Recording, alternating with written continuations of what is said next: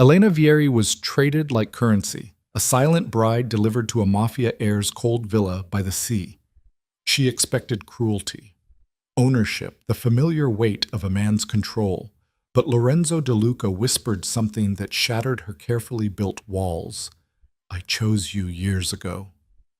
Those 5 words unlocked memories she'd buried deep, revealing a past she didn't know existed. Now trapped between the girl who learned to disappear and the woman fighting to surface, Elena must decide. Will she remain the possession her father always intended, or discover what it means to choose herself? If you're hooked, stay until the end. Drop a like and comment your city so I can see how far this story travels. The car smelled like leather and her father's cologne. Sharp, expensive, suffocating. Elena Vieri sat perfectly still in the back seat, hands folded in her lap, spine straight against the seat. 23 years old, and she'd mastered the art of taking up as little space as possible. Outside the tinted windows, the Italian coastline blurred past, cliffs dropping into dark water, villages clinging to hillsides like desperate prayers.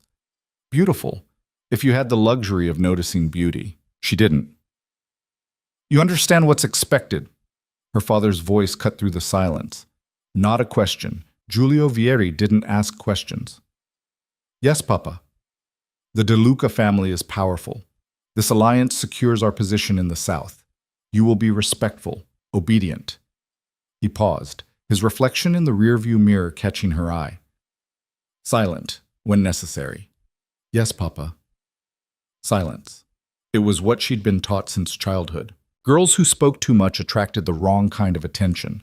Girls who asked questions made problems. Girls who resisted, well. Elena had watched her mother fade year by year until there was nothing left but a ghost in expensive dresses, moving through their home like smoke. She would not become her mother. She would be better at disappearing. The villa appeared as they rounded a curve, a sprawling estate perched on the cliffs, white stone glowing in the late afternoon sun. Iron gates swung open as their convoy approached, and Elena's stomach tightened. This would be her cage now. Different bars, same lock. "Remember," her father said as the car stopped, "you represent our family. Don't embarrass me." "No, Papa." The door opened. A man in a dark suit extended his hand. One of the staff, she assumed. She took it, stepping out into the salt-laced air. The wind caught her hair, pulling dark strands across her face, and she smoothed them back with practiced efficiency. Everything about her appearance had been calculated this morning. The cream dress that showed nothing, the minimal jewelry, the nude heels that added height without drawing attention. A bride should be seen, her father had said. Not heard, not noticed, not remembered. Just seen. The villa's entrance was all marble and cold elegance. Men in suits lined the hallway. Guards, she realized. Their eyes tracked her movement with professional detachment. She kept her gaze lowered, following her father through a maze of corridors until they reached a set of double doors. Her father knocked once. A voice from inside, low, textured, said, "Come in." The study was darker than she expected. Heavy curtains blocked most of the sunlight, and the furniture was old, expensive, worn with use. Behind a massive desk sat an older man with silver hair and sharp eyes. Beside him stood someone younger, Lorenzo De Luca. She'd seen photographs. They hadn't prepared her. He was tall, maybe 6'2", with dark hair pushed back from his face and a jaw that looked like it had been carved with a blade. But it was his eyes that caught her, gray like storm clouds over the ocean, and fixed on her with an intensity that made her skin prickle. Giulio. The older man, Antonio De Luca, Lorenzo's father, stood, extending his hand. "Welcome." Her father shook it. "Antonio, thank you for having us." "And this must be Elena." Antonio's gaze swept over her, clinical and assessing. She'd been evaluated like this before, like livestock at market. She kept her expression neutral. "Yes, my daughter." "Beautiful," Antonio said, though his tone suggested he was commenting on a painting, not a person. "Lorenzo, come. Meet your bride." Lorenzo moved around the desk, and Elena's heart kicked against her ribs.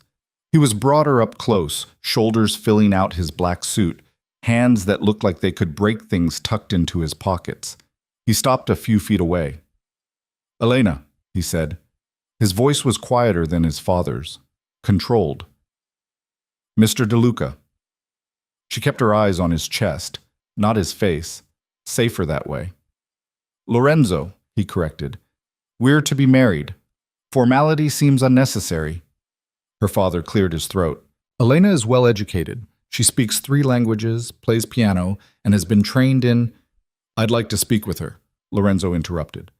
"Alone." The room went still. Antonio laughed, short and sharp. "Eager. I like it. Giulio?" Her father's jaw tightened. He didn't like losing control, even temporarily. But this was Antonio DeLuca's home, his territory. "Of course.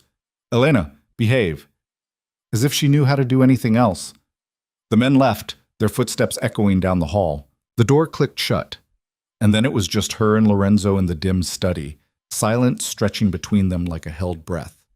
She waited for him to speak, to tell her what he expected, what he wanted. Men always wanted something. Instead, he moved to the window, pulling back the curtain. Sunlight spilled in, sudden and bright, and she blinked against it. "Do you know why you're here?" he asked, his back to her. "Yes." "Tell me." Her throat tightened. "To marry you. To create an alliance between our families." "Is that what you want?" The question startled her. Want? What did want have to do with anything? "It's what my father decided," she said carefully. "That's not what I asked." She didn't answer, couldn't. The truth was too dangerous. She didn't know what she wanted because she'd never been allowed to want anything. Lorenzo turned, and the sunlight behind him made it hard to see his face. "You don't have to be afraid of me." "I'm not afraid." "You're lying." He said it without accusation, just fact. "Your hands are shaking." She looked down. He was right. She curled her fingers into fists, forcing them still. "Elena." He took a step closer. "I'm not going to hurt you." "I know. Men who wanted to hurt you didn't say it out loud, they just did it." "Do you?" Another step. "Because you look like you're waiting for me to." She raised her chin, meeting his eyes for the first time. "I'm waiting for you to tell me what you expect, what the rules are, how I'm supposed to—" She stopped, the words tangling. "What you want from me." Something shifted in his expression. Not pity, something else. "What if I told you I don't want anything from you?" "I'd say you're lying." He smiled then, small and unexpected. "Fair. But what if what I want is for you to tell me what you want?" "That's not how this works." "Why not?" Because no one had ever asked her that before. Because want was a luxury women like her couldn't afford. Because the moment you admitted you wanted something, someone could use it against you. "I should go," she said. "My father—" "I chose you." The words stopped her cold. 3 years ago, I told my father I wanted you. Her heart stuttered. "What?" "The charity gala in Florence. You were there with your family. You wore a blue dress and spent the entire night standing by the window watching the street below like you wanted to jump." He paused. "You didn't think anyone noticed you, but I did." The memory slammed into her. She'd been 20, drowning in her father's expectations, suffocating under the weight of being decorative and silent. She'd escaped to that window, pressed her forehead against the glass, and imagined what would happen if she just opened it and stepped through. She didn't remember seeing him. "Why?" The word came out broken. "Because you looked like I felt." Lorenzo moved closer, and this time she didn't step back, like you were drowning in a room full of air. Her chest tightened. "You don't know me." "No," he agreed, "but I'd like to." "That's not— Men don't." She shook her head, frustration bleeding through. "This is an arrangement, a business deal. You don't have to pretend—" "I'm not pretending." He was close enough now that she could see the flecks of blue in his gray eyes. "I chose you, Elena. Not because of your father's connections or your family's position. I chose you because when I saw you at that window, I saw someone who understood what it meant to be trapped. And you think marrying me will free you?" She laughed, bitter and sharp. "That's not how this works." No, but maybe we can free each other. The words hung between them, impossible and tempting. She wanted to believe him, but belief was dangerous. Belief got you hurt. I should go find my father, she said, stepping back. Lorenzo didn't stop her. Elena. She paused at the door. You have a choice, he said quietly. Always. Even here. She left without answering because what could she say? That she'd never had a choice in her life? That the word felt foreign in her mouth? That he was offering her something she didn't know how to hold? The hallway was empty. She walked quickly, following the sound of voices until she found her father in another room, drinking whiskey with Antonio. They barely glanced at her. There you are, her father said. We were discussing the wedding. Next month. Antonio has generously offered to host it here. How lovely, she murmured, because that's what she was supposed to say. Lorenzo seems pleased with you. Antonio swirled his drink. That's good. My son is particular about the things he keeps. Keeps, like she was a watch or a car. She smiled, empty and practiced. I'm honored. The rest of the afternoon blurred. More discussions, more arrangements, more decisions made about her life without her input. Finally, as the sun dipped toward the horizon, her father stood. We should go. Elena has much to prepare. She followed him to the car, climbing into the back seat like a puppet on strings. The villa disappeared behind them as they drove away, and she pressed her face against the window, watching it fade. I chose you years ago. Lorenzo's words echoed in her head, persistent and confusing. Men didn't choose women like her. They acquired them, used them, discarded them when they broke. But he'd seen her. At that gala, when she'd been invisible, he'd seen her. Why did that terrify her more than anything else? The month before the wedding passed in a haze of fittings and arrangements. Elena went through the motions with mechanical precision, standing still while designers pinned fabric, nodding when her father's assistant asked questions about flowers and menus, smiling for photographs that would announce the union to the world. She didn't see Lorenzo again, not in person. But twice a week, a package arrived at her father's house. The first contained books, novels, not the approved classics her father kept in his library, but stories about women who traveled and fought and lived. The second contained a letter, handwritten in neat script. Elena, I thought you might like these. No expectations, just books. L. She'd stared at that letter for 20 minutes, trying to decode it.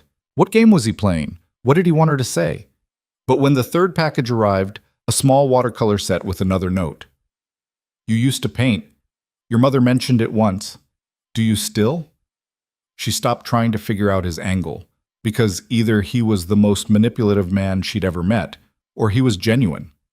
And she didn't know which option scared her more. The night before the wedding, her mother came to her room. Maria Vieri was 52 but looked 70, her face drawn tight with decades of swallowed words and suppressed screams. She sat on the edge of Elena's bed, hands folded in her lap, and said nothing for a long time. Mama? I never wanted this for you, her mother whispered. I wanted you to run, to disappear before he could trade you like I was traded. Elena's throat burned. Then why didn't you help me? Because I'm a coward. Her mother's eyes filled with tears. Because I learned to survive by becoming invisible, and I taught you to do the same. And now, her voice broke. Now you're going to marry a man you don't know, and I can't protect you. Mama, but maybe, her mother continued, gripping Elena's hands, maybe he's different. Maybe you'll be luckier than I was. Elena wanted to scream, luck, as if her entire future came down to luck. I'll be fine, she said instead. I know how to survive. Her mother kissed her forehead, and it felt like goodbye. The wedding was beautiful. That's what everyone said afterward. Beautiful venue, beautiful dress, beautiful bride. Elena stood in front of the mirror in the villa's bridal suite, staring at a stranger in white lace. The dress was elegant, expensive, suffocating. Her hair was pinned up with pearls her mother had worn, and her makeup made her look older. Polished. Perfect. Empty. A knock at the door. Miss Vieri, it's time. Time. As if this was something happening to her, not something she was doing. She walked down the aisle on her father's arm, past rows of people she didn't know, toward a man she barely knew. Lorenzo stood at the altar in a black suit, hands clasped in front of him, expression unreadable. When her father placed her hand in his, Lorenzo's fingers were warm, steady. The ceremony blurred. Words were spoken, vows were made. A ring slid onto her finger, white gold, simple, no diamonds. She looked at it, surprised. "You don't like diamonds," Lorenzo murmured, quiet enough that only she could hear. "I remembered." How did he know that? She'd never told anyone. "You may kiss the bride." Lorenzo's hand cupped her cheek, thumb brushing her jawline. "Is this okay?" he asked, voice low. She nodded because what else could she do? His kiss was gentle, brief, nothing like she'd expected, and when he pulled back, his eyes searched hers. "Breathe, Elena." She realized she'd been holding her breath.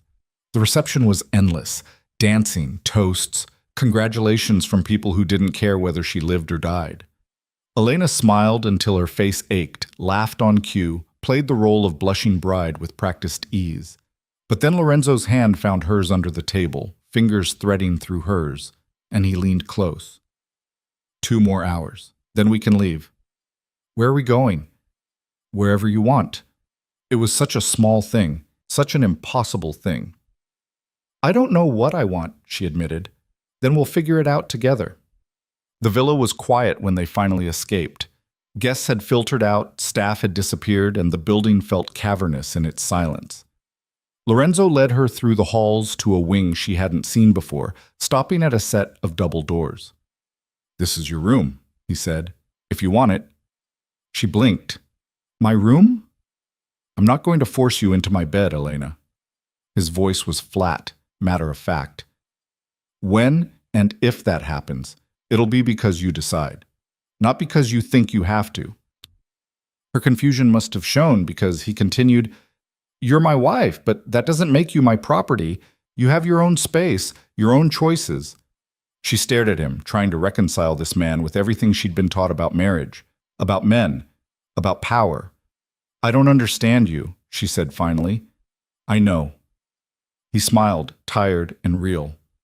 "But you will. Get some rest. Tomorrow we can talk." He left her standing in the hallway, door open, room beyond dark and unfamiliar. She stepped inside, closing the door behind her, and leaned against it. The room was large, but not ostentatious. A bed, a desk, a sitting area by the window. Her things had been unpacked, her clothes in the closet, her books on the shelf, the watercolor set on the desk. He'd put the watercolor set on the desk. She moved to the window, pulling back the curtain. The ocean stretched out below, black and endless under the moon. Waves crashed against the cliffs, rhythmic and relentless. "I chose you years ago." She pressed her palm against the glass, and for the first time in her life, Elena De Luca, didn't know what to feel. Afraid? Angry? Hopeful? All of it. None of it. She was a wife now, but to a man who said she had choices, who gave her space, who remembered she didn't like diamonds and used to paint. Either he was the best liar she'd ever met, or he was telling the truth, and she didn't know which possibility terrified her more. Outside, the ocean kept crashing. Inside, Elena stood at the window and wondered if drowning felt like this, like finally having air but forgetting how to breathe. Oh, she didn't sleep that night. Instead, she sat at the desk and opened the watercolor set. The paints were good quality, expensive. She hadn't painted in years. Her father had called it a waste of time, a distraction from more important things. But her hands remembered. She painted the ocean, dark blues and grays, white foam catching moonlight. She painted until her fingers cramped and the sky outside began to lighten. And when she finally set down the brush, she looked at what she'd created and felt something crack open inside her chest. It wasn't beautiful.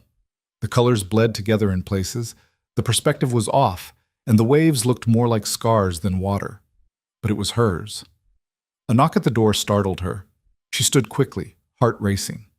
"Elena?" Lorenzo's voice muffled through the wood. "Are you awake?" She opened the door. He was dressed simply, jeans, a white shirt, no shoes. His hair was messy, like he'd been running his hands through it, and there were shadows under his eyes. "Did you sleep?" he asked. No? You? No. He noticed the painting on the desk, and something shifted in his expression. Can I come in? She stepped aside and he walked past her to the desk, studying her work in the growing daylight. She waited for judgment, criticism, something. It's angry, he said finally. The ocean. Yes. Is that how you feel? The question lodged in her throat. Yes. No. Maybe. She didn't know how to name what she felt. I don't know what I feel, she admitted. I was taught not to feel, to be quiet and still, and... She stopped, the words running out. Lorenzo turned to face her. Can I tell you something? She nodded. My mother killed herself when I was 12. Elena's breath caught. She was like you, he continued, voice steady but strained. Beautiful, silent, trapped. My father married her for connections, kept her like a prize, never once asked what she wanted. He paused. She drove her car off these cliffs. Everyone said it was an accident, but I saw her that morning. I saw her face. She'd made a choice. Lorenzo, I'm not telling you this for sympathy, he cut in. I'm telling you because I spent my entire life watching my father break her. And I swore I'd never do that. I'd never make someone disappear the way he made her disappear. His gray eyes locked on hers. So when I say you have a choice, Elena, I mean it. I will never be the reason you drive off a cliff. The raw honesty of it gutted her. This man, this stranger she'd married, was offering her something she'd never had. The truth. Messy and painful and real. What if I don't know how to choose, she whispered. Then we'll start small. He gestured to the painting. You chose to paint last night. That's enough. That's not... It is. He moved closer but not too close, giving her space. Every choice you make, no matter how small, is yours. And I'll never take that from you. Elena looked at him, really looked, and saw someone as trapped as she was. Different cage, same bars, and maybe that's what he'd meant when he said they could free each other. I'm afraid, she said. The admission felt like stepping off the edge of the cliff. Of me? Of this. Of wanting something and having it taken away. Of trusting you and being wrong. Good, Lorenzo said. Fear means you're still alive. It means you haven't disappeared yet. Is that supposed to be comforting? No, it's supposed to be true. They stood there in the growing light, the ocean crashing below, and Elena felt something shift. Not fixed, not healed, but cracked open just enough to let something new in. I need time, she said, to figure out who I am when I'm not being what everyone else wants. You have it, as much as you need. And if I never... She hesitated. If I can't, then we'll figure that out too. It wasn't a promise of happiness. It wasn't a guarantee of love. But it was honest. And for the first time in Elena's life, honest felt like enough to start with. Okay, she said quietly. Okay? Okay. She took a breath, testing the weight of her own voice. I'll try. I'll try to choose. Lorenzo smiled, and it transformed his face, made him look younger, less haunted. Then we'll try together. Outside, the sun broke over the horizon, spilling gold across the water. Inside, Elena stood in her own room, in her own space, with a man who said she had choices. She didn't know if she believed him yet, but she wanted to.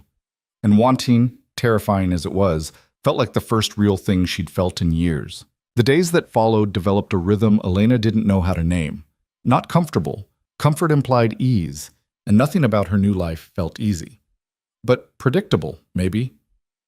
Safe in its strange way. Lorenzo left her alone most mornings. She'd wake to find coffee outside her door, still hot, with a note in his handwriting. Sometimes just a word. Breathe. Or a question. What do you want for breakfast? Once, inexplicably, the sky is the same color as your painting today. She never answered the notes, didn't know how, but she kept them, folded in the desk drawer beneath the watercolors. Afternoons, she explored the villa. It was massive, full of rooms that seemed to serve no purpose. A library with thousands of books, a music room with a grand piano gathering dust, a greenhouse where nothing grew anymore. The staff moved around her like she was furniture, polite but distant. She didn't mind. Invisibility was familiar. What wasn't familiar was Lorenzo's presence in the evenings. He didn't demand anything, didn't expect her to perform or entertain. Sometimes he'd find her in the library and sit in the chair across from hers, reading his own book. Sometimes he'd ask if she wanted to walk the grounds, and they'd move through the gardens in silence, the ocean roaring below them. It was the silence that unnerved her most. Not hostile or cold, just there, like he was waiting for something. For her to speak first, to choose the conversation. On the fifth night, she finally did. "Why do you do this?" The words came out sharper than she intended. They were in the library, her with a novel she wasn't really reading, him with papers spread across the coffee table, business things she didn't understand. He looked up. "Do what?" "This." She gestured vaguely at the space between them. "Pretend we're normal, that this is normal. What would you prefer?" "I don't know. Maybe for you to act like every other man I've met. Tell me what to do, what to wear, who to talk to. Make it clear what you expect so I can—" She stopped, frustration building. "So I know the rules." Lorenzo set down his pen. "There are no rules, Elena. Everyone has rules. Not with me." "That's worse." The admission burst out before she could stop it. "At least with rules, I know where the lines are. This, whatever this is, I don't know what you want from me. I don't know what I'm supposed to be." He was quiet for a long moment, studying her with those storm gray eyes. "You're supposed to be whatever you are. That's not an answer." "It's the only answer I have." He leaned forward, elbows on his knees. "Elena, I'm not playing a game with you. I'm not testing you or waiting for you to fail. I told you, I chose you because I saw someone who understood what it meant to be trapped. Someone who was still fighting to exist even when everyone around them wanted them to disappear. I'm not fighting anything. I learned a long time ago that fighting makes things worse." "Is that what you think?" His voice was soft, not accusatory. "Because from where I'm sitting, painting at 3 a.m. when you think no one's awake is fighting. Reading books your father wouldn't approve of is fighting. Asking me questions instead of staying silent, that's fighting too." She opened her mouth to argue, then closed it. Was he right? Had she been fighting all along without realizing it? "I'm scared," she said quietly. "All the time. I'm scared of wanting things because wanting means losing. I'm scared of trusting you because everyone I've ever trusted has hurt me. And I'm scared that you're going to wake up one day and realize I'm not worth this, whatever this is." Lorenzo stood, crossing the space between them. He knelt in front of her chair, not touching, just close. "Can I tell you what I'm scared of?" She nodded. "I'm scared that you'll never believe you have a choice, that you'll spend your whole life waiting for me to turn into my father, or yours, and you'll miss the moments where you could have been free." He paused. "I'm scared I'll fail you the way I failed my mother, that I'll see you drowning and not know how to pull you out." "You can't save me," Elena whispered. "No one can save me but me." "I know. That's what terrifies me." The honesty of it cracked something in her chest. This man, this powerful, dangerous man, was admitting he was scared, that he didn't have all the answers, that he was as lost as she was. "I don't know how to be a wife," she said. "Not the kind you seem to want." "What kind do I want?" "Someone real, someone who talks and chooses and—" She struggled for words. "Someone who isn't pretending to be alive." "Then start there." Lorenzo's hand hovered near hers on the armrest, not quite touching. "Start with the smallest real thing you can manage, and we'll build from there." Elena looked at his hand, so close to hers. 1 inch, maybe less. It would be so easy to close the distance, to take what he was offering, but easy had always been a trap before. "I need more time," she said. "You have it." He stood, returning to his papers, and Elena stared at the book in her lap without seeing the words. Something had shifted in that conversation. Not fixed, not solved, but acknowledged. The space between them felt different now, less like a void and more like a bridge being built one plank at a time. She wasn't ready to cross it yet, but maybe, eventually, she could be. The memory came back 3 days later, sudden and violent. She was in the greenhouse, trying to coax life into the dead plants. when her hand stilled on a pot of withered roses. The smell hit her first, earth and decay, and something floral underneath. And then she was somewhere else. Somewhen else. 14 years old, standing in her mother's garden while her father's voice raged from the house. Her mother beside her, hands shaking as she pruned roses that didn't need pruning. "Mama, why do you stay?" "Because leaving is worse, Bambina." "How do you know? You've never tried." Her mother's face had crumpled. "Because women like us don't get to try. We survive. That's all." Elena dropped the pot. It shattered on the greenhouse floor, soil and ceramic spreading like a wound. Her hands were shaking. No, her whole body was shaking, breath coming too fast, vision narrowing. "Elena?" Lorenzo's voice, distant and muffled. She felt his hands on her shoulders, gentle but grounding. "Breathe. You need to breathe." "I can't. I can't." "Yes, you can. Look at me." He moved in front of her, blocking out the greenhouse, the roses, the memory. "Count with me." 1. She tried, failed, tried again. 1, she gasped. 2. 2. They counted to 10 together, his voice steady, his hands warm on her shoulders. By the time they reached 10, her breathing had slowed.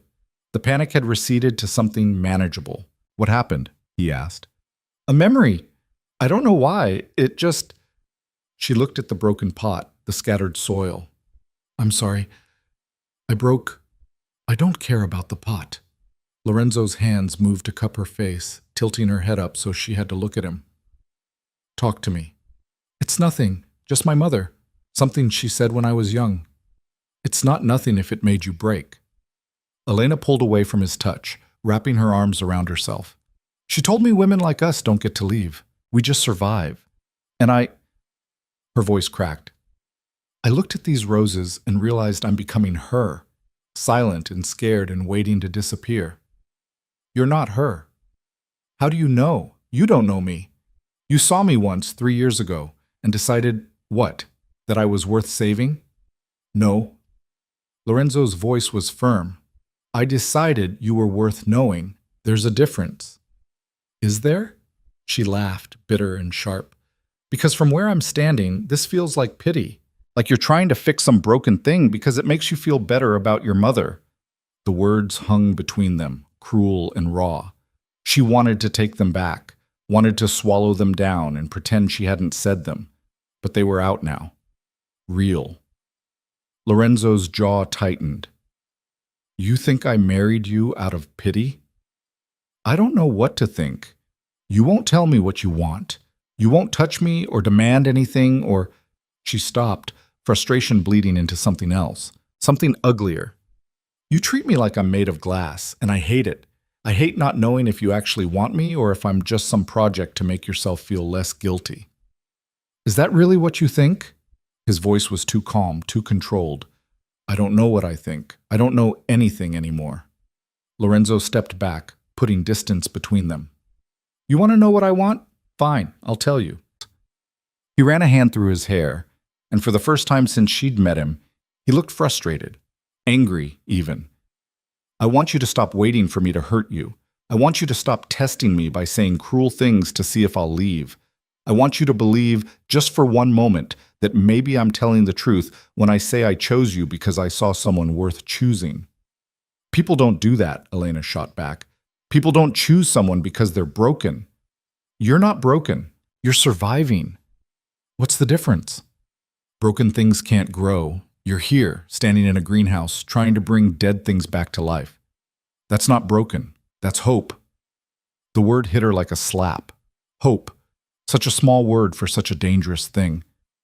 "I don't have hope," she whispered. "Yes, you do. You're just scared to admit it." She wanted to argue, to push back, but he was right, and that was the most terrifying part. Some small, stubborn part of her did hope, hoped that maybe he meant what he said, that maybe this could be different, that maybe she could be different. "I'm sorry," she said quietly. "What I said about your mother, that was cruel. It was honest." Lorenzo moved closer again, but slower this time. "And I'd rather have your honesty than your politeness." even if my honesty is ugly? Especially then. They stood in the ruined greenhouse, broken pottery between them, and Elena felt something shift again. This time it felt less like cracking and more like shedding, old skin falling away to reveal something raw underneath.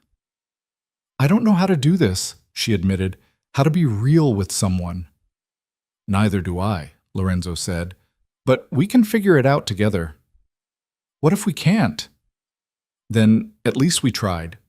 It wasn't a guarantee, wasn't a promise that everything would work out, but it was honest, and right now, honest was all she had to hold on to. Okay, she said. Okay. That night, Elena couldn't sleep again. But this time, instead of painting, she found herself standing outside Lorenzo's door. Her hand hovered over the wood, heart racing, mind screaming at her to go back to her room, but she was tired of being scared. She knocked. Come in. He was sitting up in bed, reading by lamplight.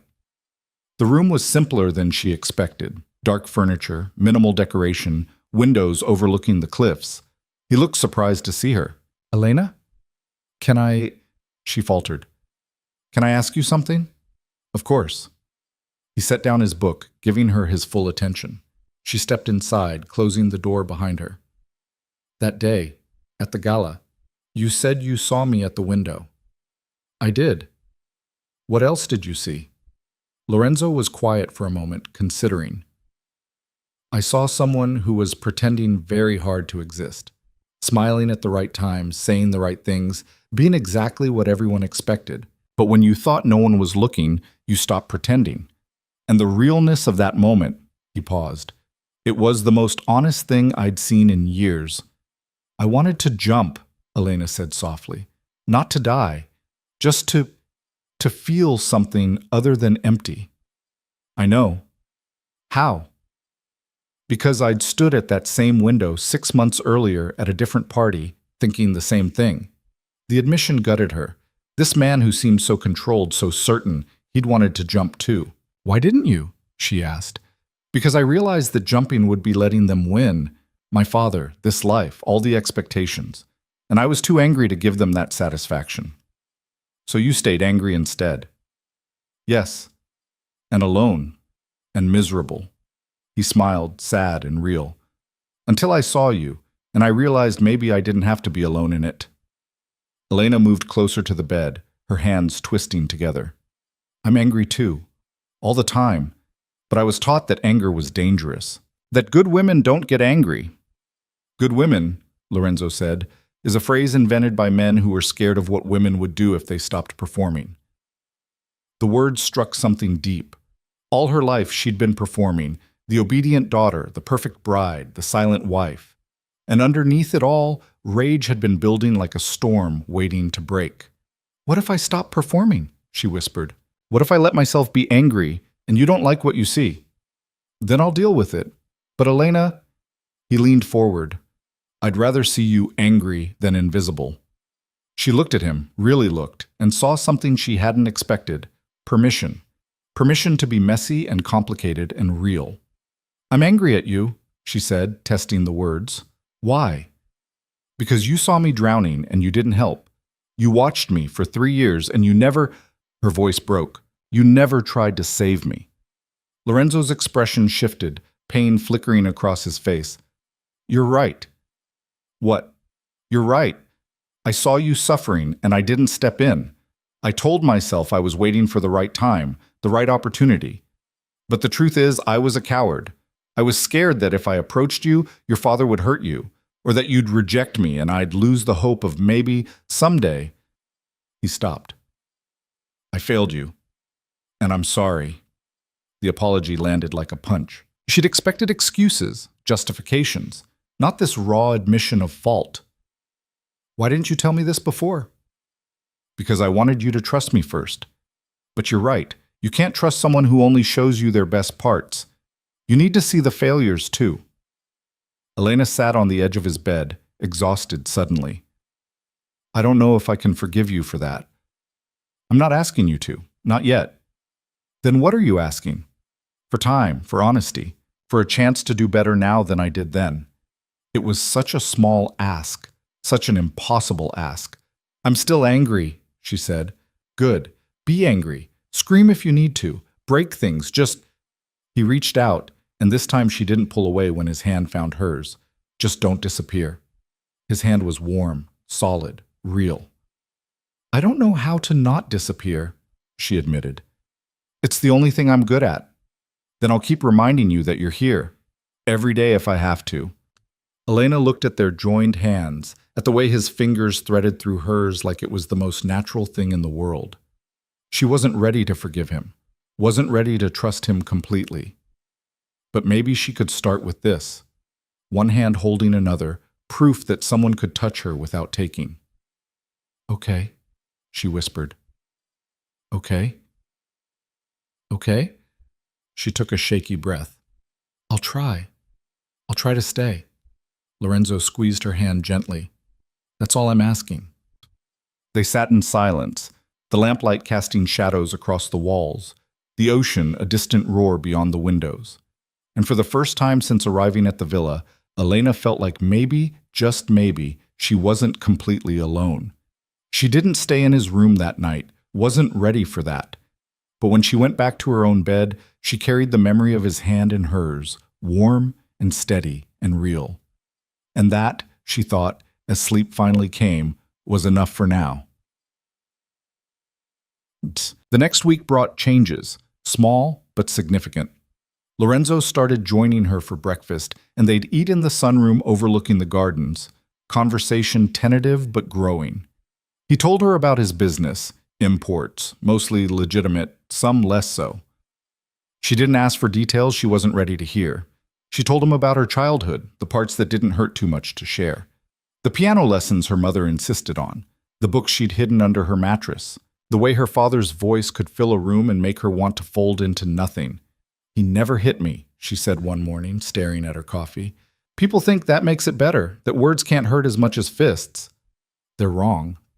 I know, but I spent years thinking maybe I was too sensitive, too weak, that if I'd been stronger, I could have... She stopped. I don't know. Survived better, maybe? You survived exactly the way you needed to. There's no right way to endure trauma. The word made her flinch. Trauma. Such a clinical term for something that had shaped every part of her. Do you ever think about her? Elena asked, changing the subject. Your mother? Lorenzo was quiet for a long time. Every day, wondering if I could have done something different, said something that would have made her stay. You were 12. Old enough to know she was breaking, too young to know how to stop it. It wasn't your responsibility. I know. Knowing doesn't make it easier. They fell into silence, and Elena realized they were doing something neither of them was good at. Being honest about the broken parts. Not fixing them, not hiding them, just acknowledging they existed. It was terrifying and necessary in equal measure. Later that afternoon, she found herself in the music room. The piano sat in the corner, untouched and perfect. She'd avoided it since arriving, afraid of what might happen if she tried to play. Music had been her escape once, the only place she could exist without permission. Her father had ruined it by turning it into a performance, making her play for his guests, for his business associates, reducing her joy to another tool for his advancement. But Lorenzo wasn't her father. She sat at the bench, fingers hovering over the keys. Then, before fear could stop her, she pressed down. The note rang out clear and true, then another, and another. She didn't know what she was playing at first. Fragments of pieces she'd learned years ago, melodies she'd composed in her head but never written down. Her fingers found their rhythm, and the music poured out, messy and unpracticed but real. She didn't hear Lorenzo enter, didn't notice him until she finished and found him standing in the doorway, arms crossed, expression unreadable. Sorry, she said quickly. I should have asked. Don't apologize. He moved into the room, leaning against the wall. That was beautiful. It was sloppy. It was honest. There was that word again. Honest. He used it like a compliment, like it was worth more than perfect. Will you play something else? He asked. She almost said no, almost retreated back into silence, but his earlier words echoed, be angry, break things, just don't disappear. Only if you promise not to judge. I promise. Elena turned back to the piano. This time, she played something from memory, a piece her mother used to hum while cooking before the silence had swallowed her whole. It was simple, melancholy, full of longing. When she finished, Lorenzo was quiet. Then, "Your mother sang that? How did you know?" "You played it like you were remembering someone." Elena's throat tightened. "She used to be different, before my father, before everything. She used to sing all the time. Then one day, she just stopped. And you're afraid you'll stop too." It wasn't a question, but she answered anyway. "Yes." Lorenzo pushed off the wall, crossing to the piano. He sat beside her on the bench, close but not touching. "Then keep playing, even when it's hard, even when it hurts, because the moment you stop, they win." "They?" "Everyone who tried to make you disappear." Elena looked at him, this man who kept saying things that cracked her open. "Why do you care so much?" "Because I know what it's like to watch someone disappear, and I know what it's like to disappear yourself." He met her eyes. "And I don't want either of us to do that anymore." The honesty of it stole her breath. This wasn't about saving her or fixing her. This was about two people who understood what it meant to survive by erasing yourself, trying to figure out how to exist again. "I'm still angry at you," she said softly. "I know. And I don't trust you yet. I know that too. But She struggled for words. "I want to try. I want to believe this could be different." "Then let's start there." Elena looked at the piano keys, at Lorenzo beside her, at the afternoon light spilling through the windows. This wasn't love, wasn't even close, but it was something, a foundation maybe, a place to start building from. "Teach me something," she said suddenly. Lorenzo raised an eyebrow. "Teach you what?" "Anything, something about your world, your business, something real." He studied her for a moment, then nodded. "Okay, but not here. Come with me." He led her through the villa to a room she hadn't seen before. His office, she realized. It was darker than the rest of the house, all leather and wood and maps pinned to walls. A desk covered in papers, phones she knew were for business that wasn't entirely legal. "This is where I work," he said, closing the door behind them. "Where I make the decisions that keep my family's empire running. Show me." So he did. He explained the trade routes, the legitimate businesses that fronted for less legitimate ones, the delicate balance of power between families and territories. He didn't soften it or hide the violence underneath. He showed her the truth, ugly and complicated and real. And Elena listened, absorbing it all, feeling something shift inside her. This was his world, dangerous and morally gray and nothing like the sanitized version her father had presented of his own dealings. But it was honest. "You're not scared," Lorenzo observed. "Should I be?" "Most people would be." Elena looked at the maps, the territories marked in red and black. "I've been scared my whole life. This is just..." She searched for words. "A different kind of dangerous." "And you're okay with that?" "I don't know yet. But I'd rather know the truth than live in a comfortable lie." Lorenzo smiled, genuine and surprised. "You're stronger than you think. Or more damaged than you realize." "Maybe both." She laughed, short and unexpected. It felt strange on her tongue, laughter in a room dedicated to violence and power. But maybe that was the point. Finding moments of lightness, even in the dark. "Thank you," she said. "For what?" "For not lying to me. For treating me like I can handle the truth." "You can handle more than you know." Elena looked at him, standing in his office, in his world, and felt something shift between them. Not trust, not yet. But the possibility of it. The beginning of something that might eventually become real. "I should go," she said. "Let you work." "Elena." She paused at the door. "You played beautifully today. Don't stop." The words settled into her chest, warm and unexpected. "I won't." As she walked back through the villa, Elena realized something had changed. She was starting to exist here, not just survive, but exist, starting to take up space instead of shrinking from it. It was small, fragile, easily broken, but it was hers, and that was enough. The photographs arrived on a Tuesday morning, delivered by a courier Elena didn't recognize. Lorenzo was in a meeting with his father when Marco, one of the guards, brought the manila envelope to her in the library. Mrs. DeLuca, he said, his usual stoic expression cracked with something that looked like concern. This came for you. No return address. Elena took the envelope, and the weight of it felt wrong, too heavy, too deliberate. Thank you, Marco. He hesitated. Should I get Mr. DeLuca? No, I can handle it. But her hands shook as she opened it, and what she found inside made her stomach drop. Photographs. Dozens of them. All of her.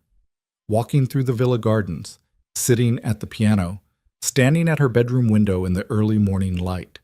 Some were recent. She recognized the dress she'd worn yesterday. Others were older. Much older. One made her breath catch, her at 17 leaving her father's house carrying groceries. Another at 19 outside the university she'd attended for exactly one semester before her father decided education was wasting her time. More from the Florence Gala, the night Lorenzo claimed he'd first seen her, but these weren't taken from across a room. These were close. Invasive. Someone had been watching her for years, and they wanted her to know it. At the bottom of the stack, a single note in typed letters. He's been watching longer than you think. Ask him about the bargain. Elena's hands were trembling so badly the photographs scattered across the floor. Her breathing came too fast, vision narrowing. Not a panic attack. Not now. She forced herself to count, to breathe, but the images kept flashing through her mind. All those moments she'd thought were private, captured and cataloged by someone she'd never seen. Elena? She looked up to find Lorenzo in the doorway, his expression shifting from mild curiosity to alarm as he saw the photographs spread across the floor. What is this? He crossed the room quickly, kneeling to gather them. His face went hard as stone as he looked through them, jaw tightening with each image. Who sent these? I don't know. Marco brought them. Her voice sounded distant, disconnected. Lorenzo, these go back years. Someone's been… I know. His voice was flat, dangerous. I know what this is. What bargain? The words came out sharper than she intended. The note mentions a bargain. What does that mean? Lorenzo's eyes closed briefly, and Elena saw something she'd never seen before. Guilt, raw and unmistakable. Tell me, she demanded, right now. What bargain? Elena Don't.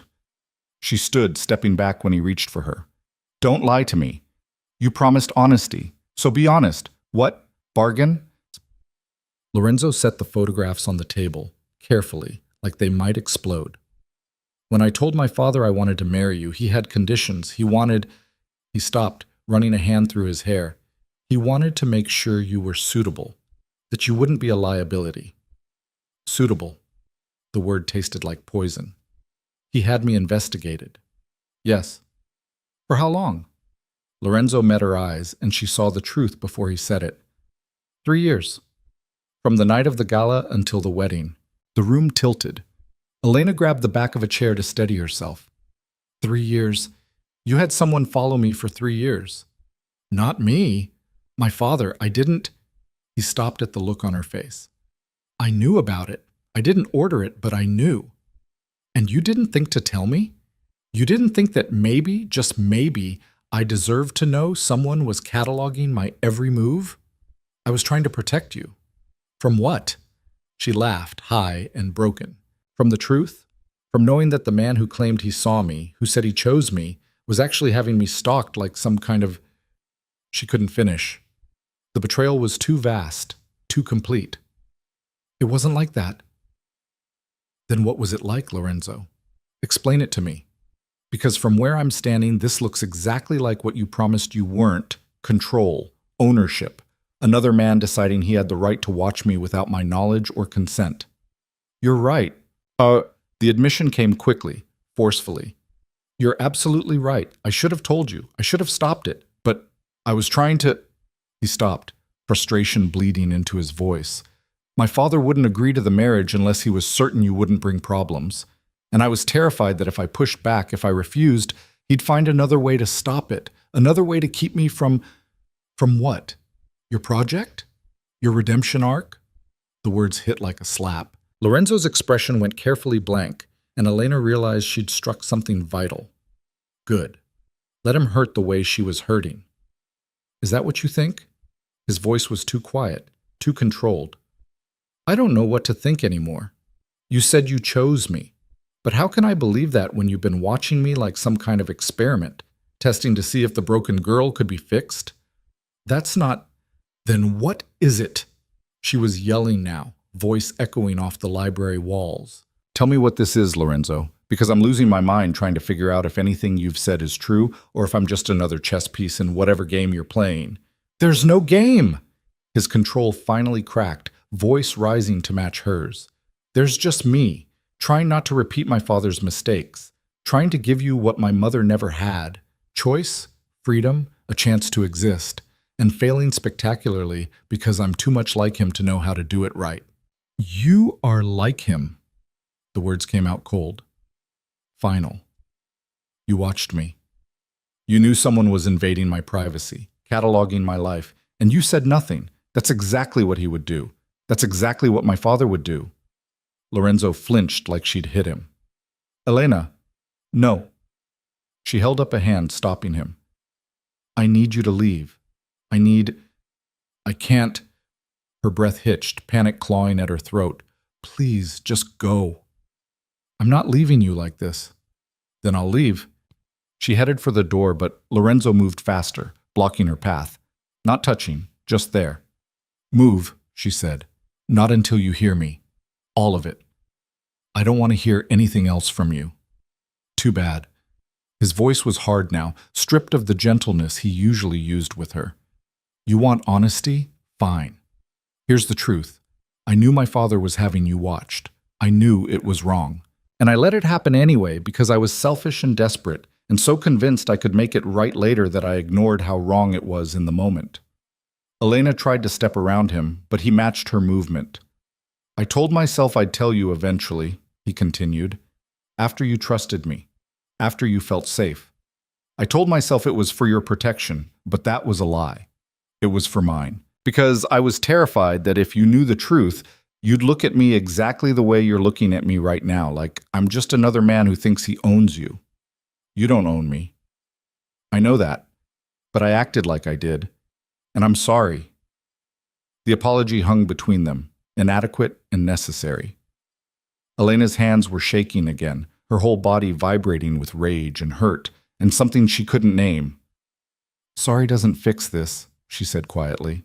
Sorry doesn't give me back 3 years of privacy. Sorry doesn't change the fact that every moment I thought was mine.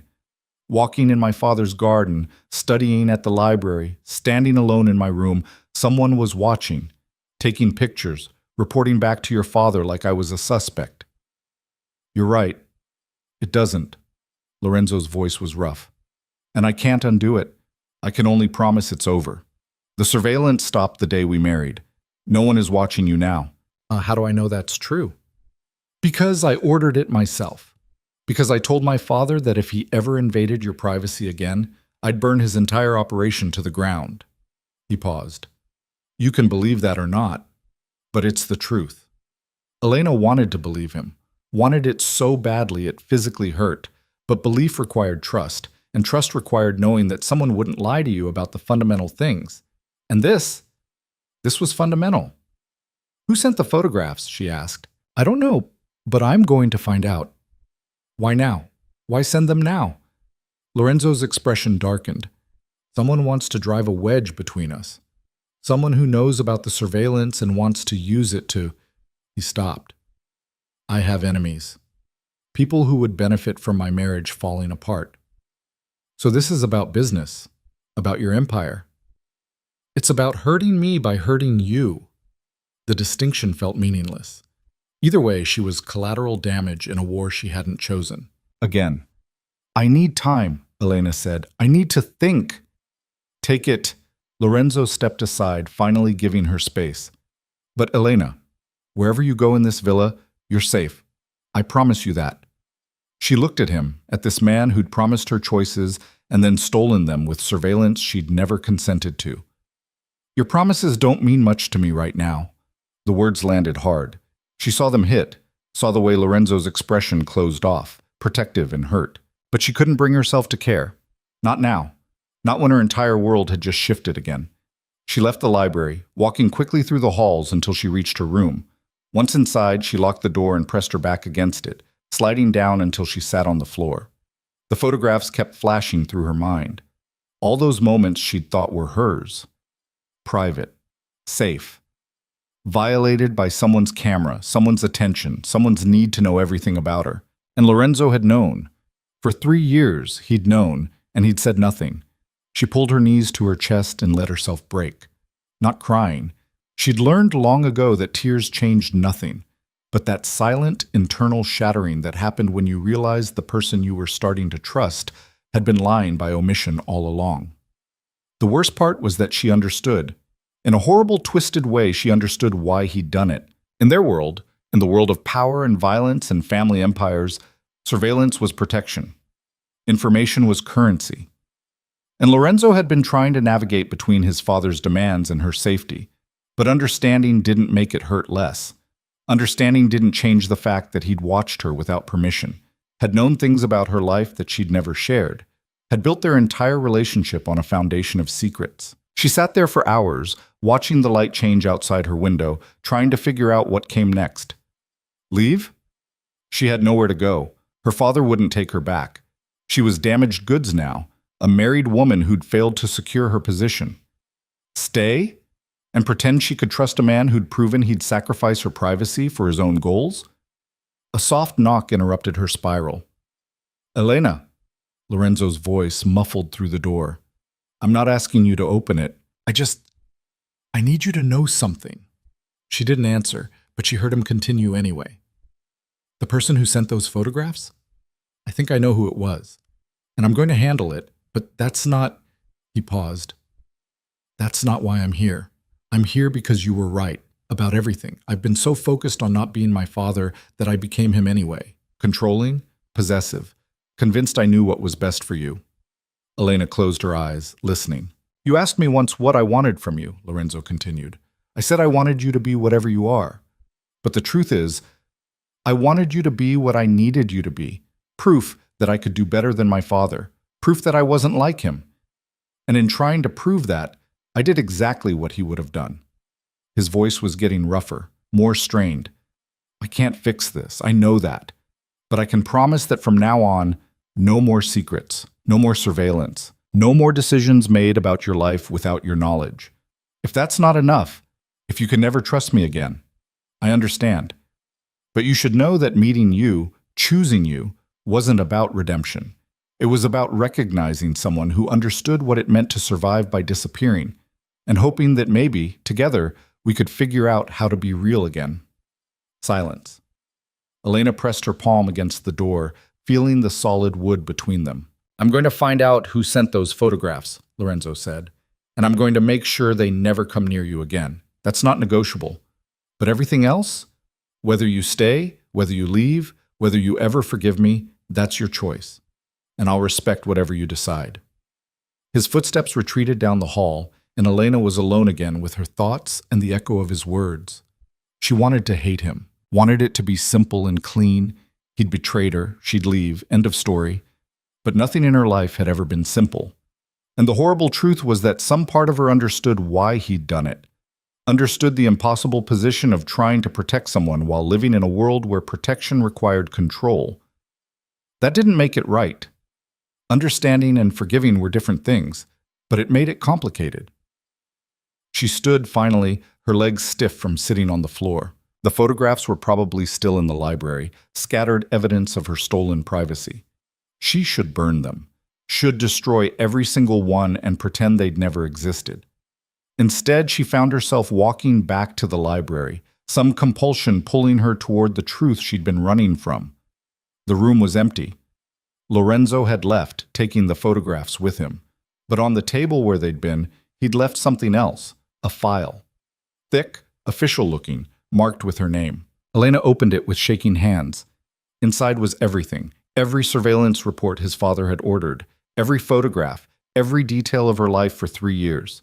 But also, notes in Lorenzo's handwriting, comments in the margins, and one page dated 6 months after the surveillance began, with a single sentence written in bold. This stops when we marry, no conditions. She flipped through more pages and found a letter, handwritten, addressed to Antonio De Luca. Lorenzo's formal request to end the surveillance, to respect her privacy, to give her the life his mother never had.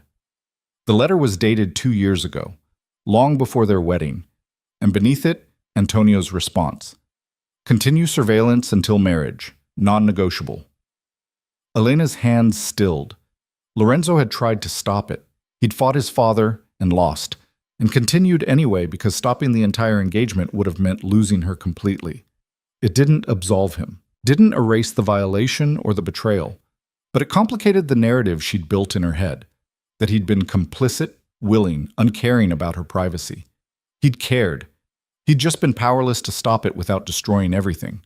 She closed the file, her mind a mess of contradictions, anger and understanding, betrayal and empathy. The desperate need to punish him, and the equally desperate need to believe he'd been trying his best in an impossible situation. A sound from the doorway made her turn. Lorenzo stood there, looking exhausted. You found the file. You left it for me? You deserved to see all of it, not just the parts that made me look guilty. Elena held up the file. This doesn't make it okay. I know. But it... She struggled for words. It makes it less simple. Nothing about this is simple. She looked at him, this man who tried to save her and ended up hurting her in the process. I don't know if I can forgive this. I'm not asking you to. What are you asking? Lorenzo stepped into the room, but kept his distance. For you to stay long enough to let me prove that I can do better, that I can be someone worthy of your trust. Not because I promise to be perfect, but because I'll be honest about my failures. And if I can't, if I try and realize I'm too broken to trust anyone, then you're not broken. You're smart. Because trust should be earned, not given freely to people who've hurt you. The words settled into her chest, true and painful. She was tired. So tired of trying to figure out what was real and what was manipulation. What was love and what was control. I need rules, she said finally. Clear boundaries. Things I can hold you to. Tell me what you need. No more secrets. If your business puts me in danger, I need to know. If your father makes demands about me, I need to know. If someone so much as looks at me wrong, I need to... Her voice cracked. I need to know what's happening in my own life. Done. I need my own money, my own account, so if I decide to leave, I'm not trapped. I'll set it up tomorrow. And I need... She stopped, the next request harder. I need you to understand that this broke something between us. And I don't know if it can be fixed. Lorenzo's expression was carefully neutral, but she saw the pain underneath. I understand. Do you? Because you keep talking about second chances and proving yourself, but Lorenzo, she met his eyes. Some things don't heal. Some damage is permanent. And I need you to accept that maybe I'll never fully trust you. Maybe I'll always be waiting for the other shoe to drop. Then I'll spend the rest of my life making sure there's no other shoe. He moved closer, and this time she didn't step back. I know I broke something, and I know sorry isn't enough. But Elena, I'm not giving up on us. Not because I think I can fix you or save you, but because I've seen who you are when you're not performing, and that person is worth fighting for. Even if that person can't love you back? The question hung between them, brutal and honest. Lorenzo's jaw tightened, but he didn't look away. Even then, because you deserve someone who'll fight for you regardless of what you can give in return. Elena wanted to believe him.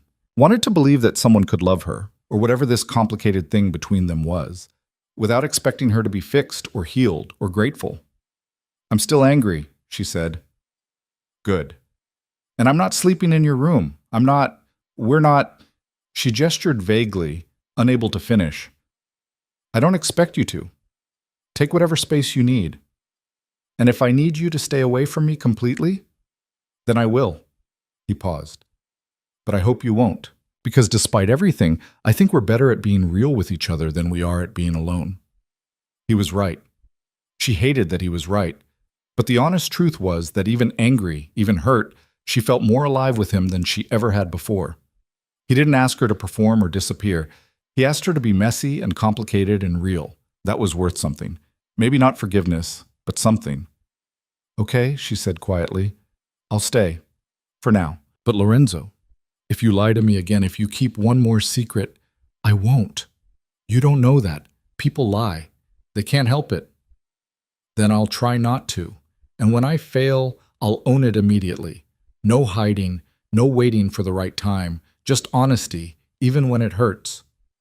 Elena looked at the file on the table, at the man standing across from her, at the impossible situation they'd been thrust into. Nothing about this was simple. Nothing about this was fair. But maybe that was the point. Maybe real relationships weren't about fairness or simplicity. Maybe they were about two damaged people trying to be honest in a world that rewarded lies. Find out who sent those photographs, she said, and make sure they understand that I'm not some pawn to be used in your business wars. Already working on it. And Lorenzo? She met his eyes. The next time someone threatens me or tries to use me to hurt you, you tell me, immediately. I'm not fragile. I'm not going to break because things are dangerous. I'm going to break if you treat me like I'm too weak to handle the truth. Something shifted in Lorenzo's expression. Respect, maybe. Or recognition. Understood. She nodded once, then walked past him toward the door. But she paused at the threshold, some impulse making her turn back. Thank you. For the file, for showing me everything. You deserve to know. I did, and you gave it to me, even though it made you look worse. She struggled for words. That means something. Lorenzo's smile was small and sad. Not enough to earn forgiveness. No, but enough to make me think that maybe, eventually, we can get there. She left before he could respond, before the moment could become something she wasn't ready for. But as she walked back to her room, Elena felt something shift inside her, not healing, that was too generous, but a small crack in the wall she'd built, letting in the possibility that maybe this marriage could become something other than a cage. Maybe it could become a choice she made every day. To stay, to try, to risk being hurt again because the alternative, disappearing completely, was worse. She wasn't there yet. Wasn't ready to forgive or trust or believe fully in Lorenzo's promises. But she was still standing, still fighting, still refusing to become the ghost her mother had been. And that, Elena thought, as she locked her door and sat at her desk, was enough for now. She pulled out the watercolors, the ones Lorenzo had given her weeks ago, and began to paint. Not the angry ocean this time. Something different, something that looked like a storm breaking, dark clouds giving way to light, chaos resolving into something clearer. She painted until her hands cramped and her eyes burned. And when she finally stopped, she looked at what she'd created and saw something she hadn't expected. Hope. Messy and imperfect and barely there, but real. And in a life built on lies and performance, real was the most valuable thing she had. 3 days after the photographs arrived, Lorenzo found who sent them. Elena was in the greenhouse when he came to her, his face dark with something she'd learned to recognize as controlled fury. She'd been trying to revive the roses again, dirt under her fingernails, hair tied back with a ribbon. The physical work helped quiet her mind, gave her something to focus on besides the constant loop of betrayal and anger and reluctant understanding. It was Matteo Russo, Lorenzo said, without preamble.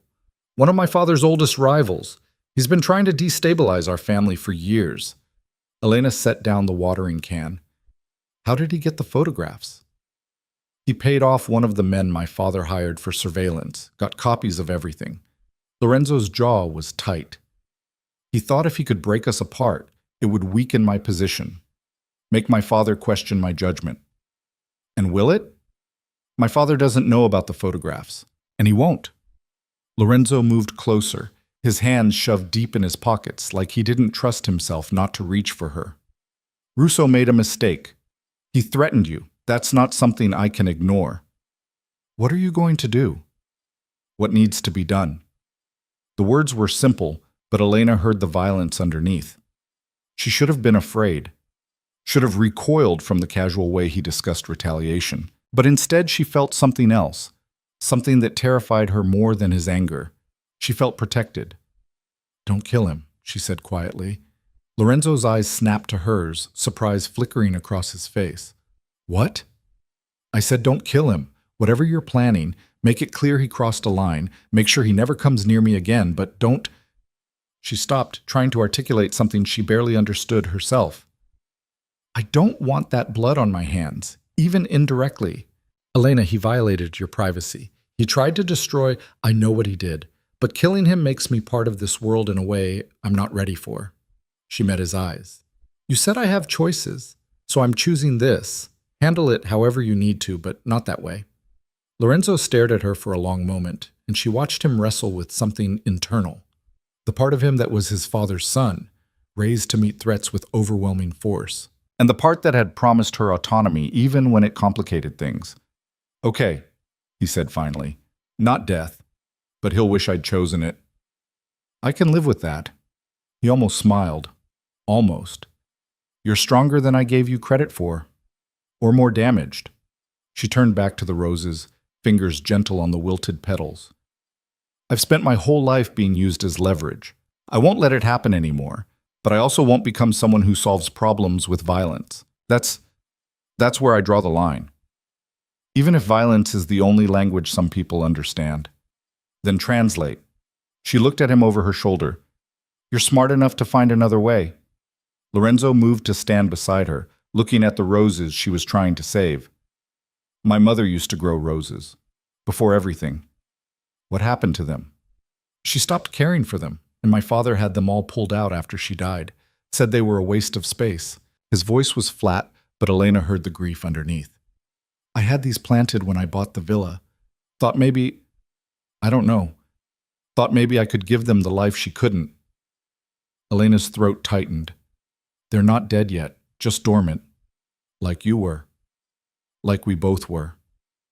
They stood in silence, the greenhouse warm around them, and Elena felt something shift again. Not forgiveness, she wasn't there yet, might never be, but understanding. This man beside her was as trapped as she'd been, just in different ways. Born into violence, raised to see threats everywhere, taught that control was the only form of safety. And he was trying to be different. Failing sometimes, succeeding others, but trying. Can I ask you something? Elena said. Always. The night of the gala, when you saw me at the window, what made you think I was worth all this trouble? Lorenzo was quiet for a moment, considering. You looked like you were making a choice. Not to jump, you were too smart for that, but to feel something real for one moment, even if it hurt. And I thought, he paused. I thought anyone brave enough to feel in a room full of people performing had to be worth knowing. I wasn't being brave, I was being reckless. Same thing, sometimes. Elena turned to face him fully. I'm still angry at you, about the surveillance, about the lies. I know, but I'm trying to understand why you did it, and I think... She struggled for words. I think maybe you were as trapped as I was, just in a different cage. That doesn't excuse it. No, but it explains it. An explanation isn't the same as justification, but it's something. She met his eyes. I need you to know that I see the difference between who you are and who you're trying to be. Between the choices you made because you had to and the ones you made because you wanted to. Lorenzo's expression cracked. Just slightly. I don't deserve your understanding. Probably not, but you're getting it anyway. She wiped her dirty hands on her jeans. Because I'm tired, Lorenzo. I'm tired of being angry all the time. Tired of waiting for people to hurt me. And I realized something when I was painting the other night. What? That staying angry takes as much energy as healing, and I'd rather put that energy towards something that might actually change things. She paused. That doesn't mean I forgive you. It just means I'm choosing to try to move forward instead of staying stuck in what already happened. What does moving forward look like? Elena considered the question. What did it look like? She didn't know. Had never had the luxury of deciding her own path before. Honestly, she said, I don't know, but maybe we figure it out together. Not as husband and wife pretending everything's fine, but as two people who are both trying to be something other than what we were taught to be. I can work with that. Can you? Because it means when I'm angry, I get to be angry. When I need space, you give it to me. When I say something hurts, you don't try to fix it. You just listen. Listening, I can do. And when your business puts me in danger, you tell me. You don't try to protect me from the truth because you think I can't handle it. Lorenzo's jaw tightened. Speaking of which, Russo isn't working alone. He has allies in the north who are unhappy with some of my family's recent expansions. This might be bigger than one jealous rival. How much bigger? Big enough that you should know. Big enough that staying here might not be safe for a while. Elena's heart kicked against her ribs. Are you asking me to leave? I'm asking if you want to. If you'd feel safer somewhere else until this is handled. The question surprised her. A month ago, she would have jumped at the chance to escape, would have seen it as permission to run and never look back. But now, looking at Lorenzo's face, seeing the genuine concern there, she realized she didn't want to run. She wanted to stay and fight. No, she said. I'm not leaving. Elena, I said no. You don't get to protect me by sending me away. If there's danger, then we handle it together. She took a breath. That's what partners do, right? They face things together. Something shifted in Lorenzo's expression. Not quite a smile, but close. Partners. Unless you have a better word for whatever we are. No, partners works. He reached out slowly, giving her time to pull away. When she didn't, his hand found hers, fingers threading together. Thank you. For what? For staying, for trying, for being brave enough to be angry and honest and real. Elena looked at their joined hands. His was larger, scarred on the knuckles, warm. Hers was smaller, dirt-stained, trembling slightly. But together they looked right, somehow, like two broken pieces that fit. Don't thank me yet, she said. I'm probably going to make this much harder than it needs to be. Good. Easy would be boring. She laughed, unexpected and genuine. You're insane. Probably, but so are you for staying. Yeah. Elena squeezed his hand. I probably am.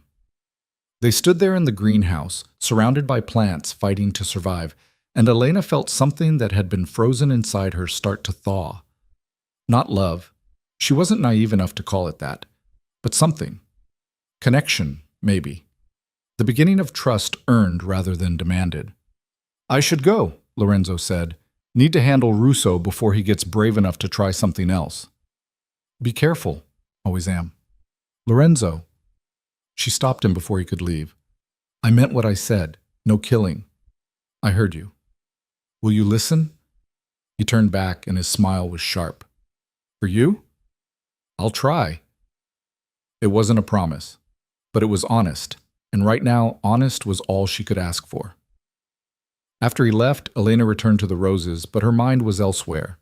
She was thinking about choices, about how for so long she'd believed she had none, that her life was a series of things that happened to her, not decisions she made. But staying in this marriage, that was a choice.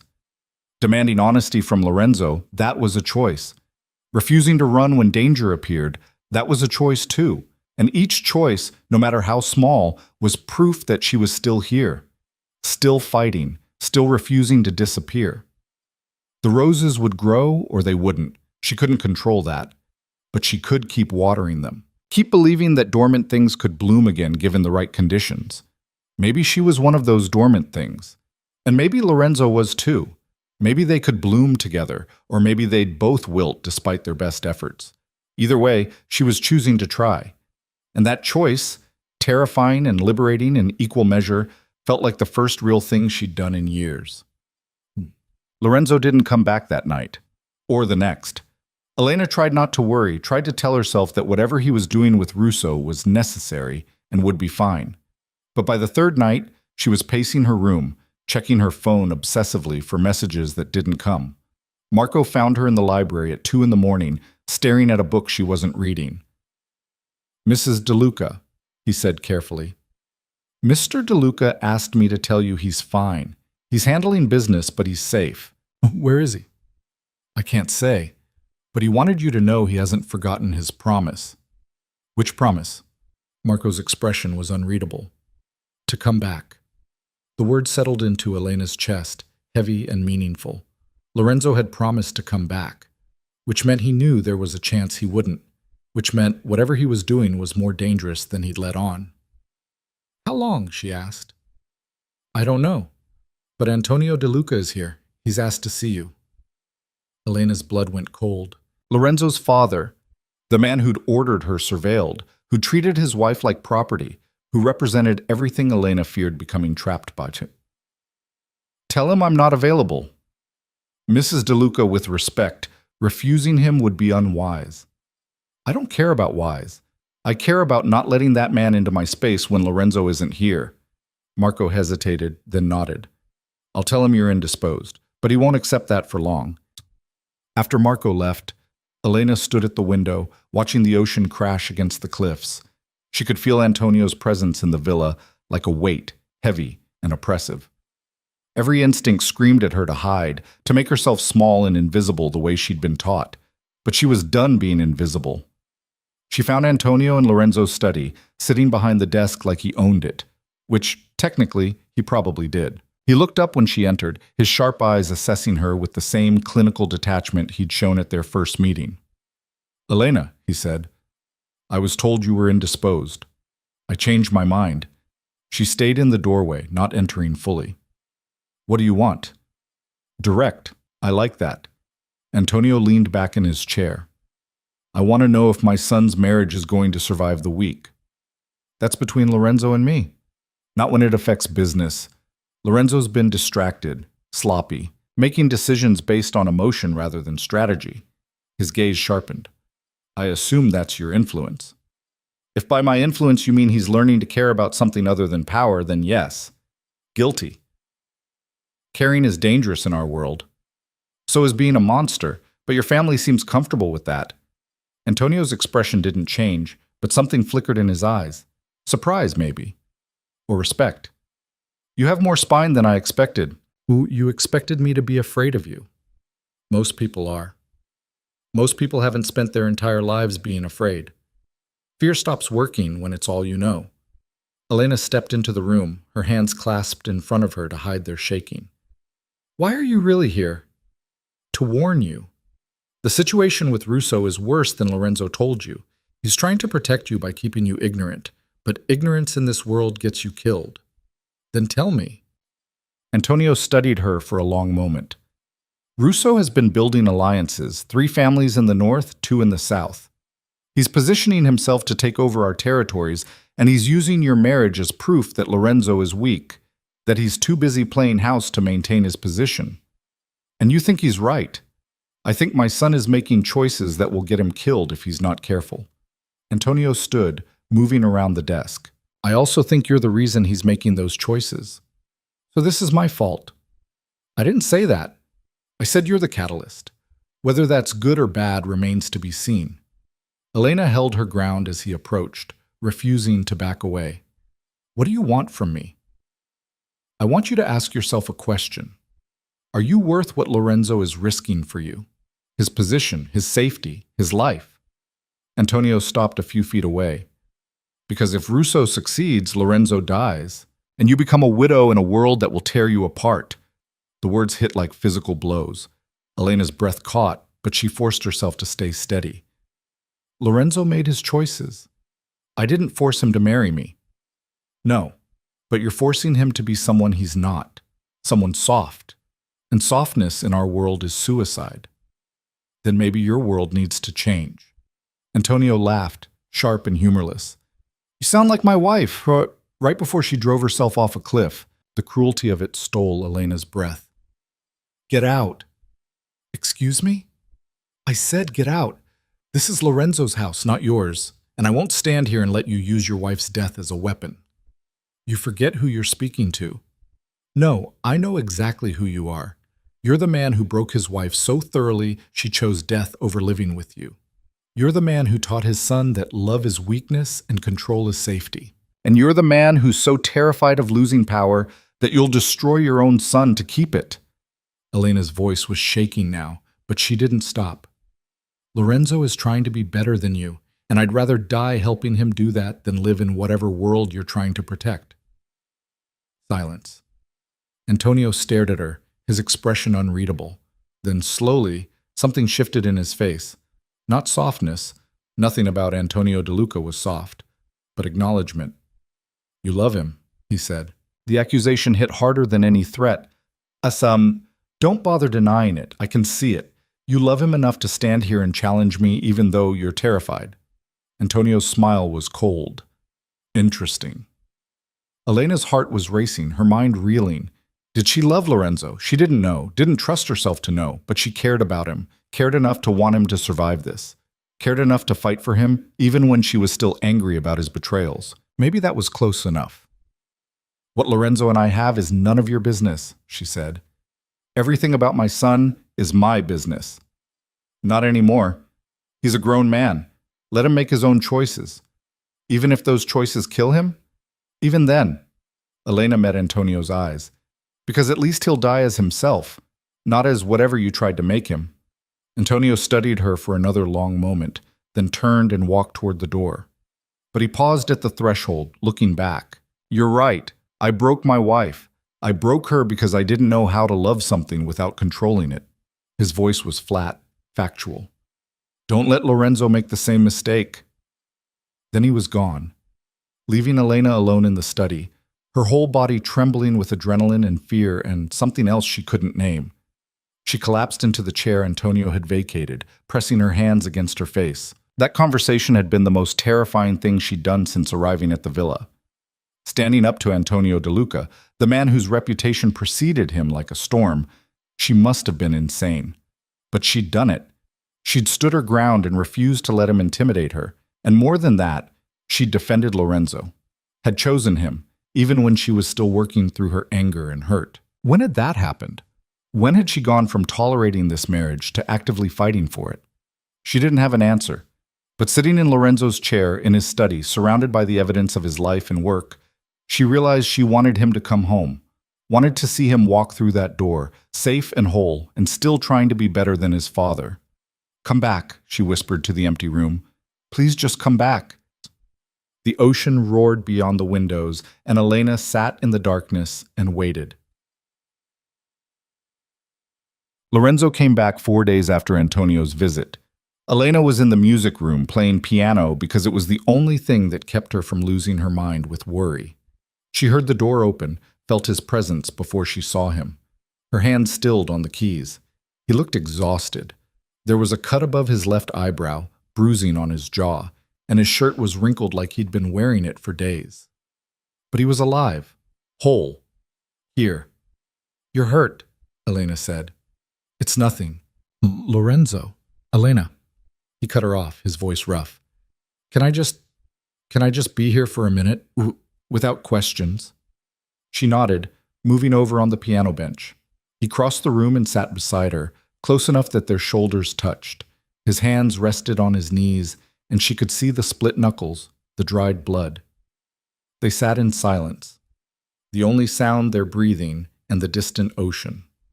Finally, Lorenzo spoke. Russo won't be a problem anymore. Did you? No, I kept my promise. But let's just say he understands the consequences of threatening you. Elena wanted to ask what that meant, wanted details, but looking at Lorenzo's face, at the exhaustion, and something darker underneath, she realized she didn't need to know. Some things were better left unspoken. Your father was here, she said instead. Lorenzo's jaw tightened. What did he want? To warn me, to tell me I'm making you weak. You're not. I told him that, and I told him, she paused, the memory of that conversation still sharp. I told him he broke your mother and I wouldn't let him break you. Lorenzo turned to look at her fully, surprise written across his face. You said that to my father? Yes, and probably more than I should have. I might have told him to get out of your house. A laugh burst out of Lorenzo, unexpected and genuine. You threw my father out of the villa? Technically, I just told him to leave. He chose to listen. Elena. Lorenzo's hand found hers on the bench, his fingers threading through hers the way they had in the greenhouse. You're incredible, do you know that? I'm terrified, there's a difference. No, being terrified and doing it anyway. That's what makes you incredible. She looked at their joined hands, at the evidence of his violence next to her pianist's fingers. They were so different, but maybe that was okay. Maybe different could work. I was worried, Elena admitted. When you didn't come back, when Marco said it was dangerous, I thought, her voice caught, I thought maybe I'd never get the chance to figure out what this was, whatever we are. And what do you think we are? I don't know, not love, not yet, but She struggled for the word. Something. Something worth fighting for, worth staying for. Lorenzo lifted their joined hands, pressing a kiss to her knuckles. The gesture was gentle, careful, asking nothing. That's enough for me. Is it? Because I can't promise I'll ever fully trust you. Can't promise I won't wake up some days and still be angry about the surveillance or the lies or all the ways you failed me. I don't need you to promise anything. I just need you to keep choosing to stay, day by day, moment by moment. He met her eyes. And I'll keep choosing to be honest, to fail better, to be someone worthy of whatever small trust you can give me. Elena felt her throat tighten. This man, this dangerous, complicated, damaged man, was offering her something no one else ever had. Not perfection, not promises of happily ever after. Just the truth. Messy and difficult and real. Okay, she whispered. Okay. Okay. I'll keep choosing to stay, and you keep choosing to be honest. She paused. But Lorenzo, if this gets worse, if the danger escalates, you tell me. You don't try to protect me by hiding things. Deal. And Elena? Yeah? Thank you for standing up to my father, for defending me when I wasn't here, for being brave enough to be angry and scared and still choosing this. She leaned her head against his shoulder, exhaustion hitting her suddenly. Don't thank me yet. I'm probably going to make this so much harder than it needs to be. I'm counting on it. His arm came around her shoulders, holding her carefully. Hard means real, and real is all I want. They sat there on the piano bench, neither speaking, just existing together in the quiet. Outside, a storm was building over the ocean, clouds dark and heavy with rain. But inside, in the music room, Elena felt something she hadn't felt in years. Safe. Not because Lorenzo would protect her from everything, but because he would be honest about the threats, would give her the information she needed to protect herself. Because he saw her as a partner, not a possession, and that, terrifying and uncertain as it was, felt like the foundation of something real. The first drops of rain hit the windows, and Lorenzo's grip on her tightened slightly. Storm's coming. I know. You afraid? Elena thought about the question. A month ago, she would have said yes, would have been terrified of storms and violence and all the ways the world could hurt her. But now, sitting here with this man who'd hurt her and was trying to do better, she realized the answer had changed. No, she said. Not anymore. Not of storms, anyway. What are you afraid of? The question was quiet, genuine. Elena considered it. What was she afraid of now? Not Lorenzo, not really. Not the danger that came with his world, not even Antonio de Luca's disapproval. I'm afraid, she said slowly, that I'll forget how to fight, that I'll get comfortable and complacent and wake up one day to realize I've disappeared again. That this, whatever we're building, will become just another cage. Then we don't let it. Lorenzo's voice was firm. We keep pushing each other, keep being honest, even when it hurts. Keep choosing hard over easy. Promise? I promise. And Elena? Yeah? If you ever feel yourself disappearing, if you ever think I'm turning into my father or you're turning into your mother, you tell me. Immediately. We course correct. We don't let it happen. She nodded against his shoulder. Okay, deal. The storm broke fully then, rain lashing against the windows, wind howling through the villa. But Elena wasn't afraid, because for the first time in her life, she wasn't facing the storm alone. She was choosing to face it with someone. And that choice, difficult and dangerous and absolutely terrifying, felt like the bravest thing she'd ever done. The weeks that followed the storm felt like learning to breathe underwater. Difficult, disorienting, but necessary. Elena and Lorenzo circled each other carefully, testing the boundaries of their fragile truce, building something that felt less like a marriage and more like a partnership forged in honesty. Lorenzo kept his promise about transparency. When business required violence, he told her. When threats emerged, he shared them. When his father pushed back against his decisions, Elena heard about it before the dust settled. It wasn't comfortable. Some nights she lay awake thinking about the darkness woven through their lives, but it was real. And real, she'd learned, was worth more than comfortable. She started accompanying him to meetings. Not all of them. Some things were too dangerous, too volatile. But the legitimate business discussions, the negotiations with other families, the careful dance of power and territory. Lorenzo introduced her as his wife, his partner, and watched with barely concealed satisfaction as men who'd expected a decorative silence encountered Elena's sharp questions and sharper instincts instead. "You're enjoying this," she said one evening after a particularly tense negotiation. They were in the car heading back to the villa, and Lorenzo was smiling in that quiet way that transformed his face. "Watching Carmine Bianchi realize you understood his shell company structure better than he did? Yes, I enjoyed that immensely. I just read the reports you gave me. You read them and understood the implications. That's different." He reached across the seat, his hand finding hers. "You're good at this." "At what? Being suspicious of everyone?" "At seeing through performance. At recognizing when people are lying." He paused. "It's a useful skill in this world." Elena looked out the window at the darkening coastline. "I learned it from my father. Spent my whole childhood watching him perform one version of himself for the world and another behind closed doors. You get good at spotting the gaps between what people say and what they mean. I'm sorry you had to learn that way." "Don't be. It kept me alive." She squeezed his hand. "And it's keeping us alive now." The villa came into view, and Elena felt something she never expected. She was glad to see it. Somewhere along the way, this place had stopped being a cage and started being home. Not because it was safe or perfect, but because it was theirs. A space they were building together, decision by decision, choice by choice. Inside, Marco met them at the door, his expression carefully neutral. "Mr. DeLuca, Mrs. DeLuca, your father is here." Lorenzo's jaw tightened. "Where?" "The study. He's been waiting for 2 hours." Elena felt Lorenzo's hand tense in hers. Antonio's visits were never casual, never good news. "Do you want me there?" she asked quietly. "Yes, if you're willing. Always." They found Antonio at Lorenzo's desk again, and Elena felt a flash of irritation. The man had a gift for claiming space that wasn't his. But this time, when he looked up, his expression was different, less hostile, more resigned, maybe.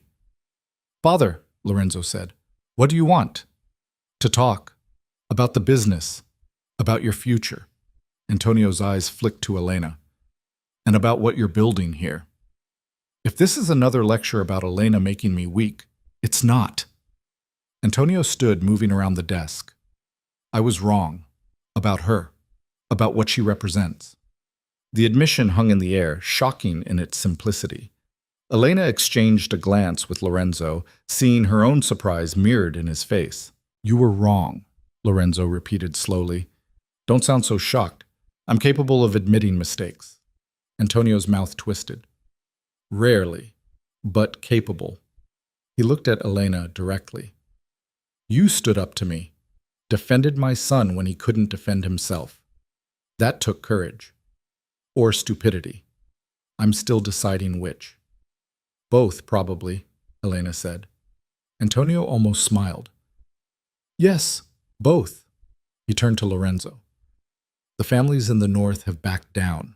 Russo's allies scattered after his accident. Your position is secure, stronger than before, actually. Because they're afraid of what I'll do if they cross me. No, because they respect what you've built here. A partnership, an alliance that can't be easily broken or manipulated." Antonio's gaze moved between them. "I spent 30 years trying to teach you that power comes from control, but you're proving me wrong. Power comes from trust, from having someone at your side who'll fight for you even when you're not there." Lorenzo's hand found Elena's again, fingers threading together. "What are you saying?" "I'm saying I'm stepping back. The business is yours, the territories, the alliances, the decisions, all of it. I'm done." Antonio's voice was flat, but Elena heard something underneath. Relief, maybe, or exhaustion. "I'm an old man who broke his wife and nearly broke his son trying to build an empire. It's time to let you build something different." "Father, don't argue with me. For once, Just accept that I'm giving you what you wanted. Antonio moved toward the door, pausing beside Elena. Take care of him. He's softer than he pretends to be.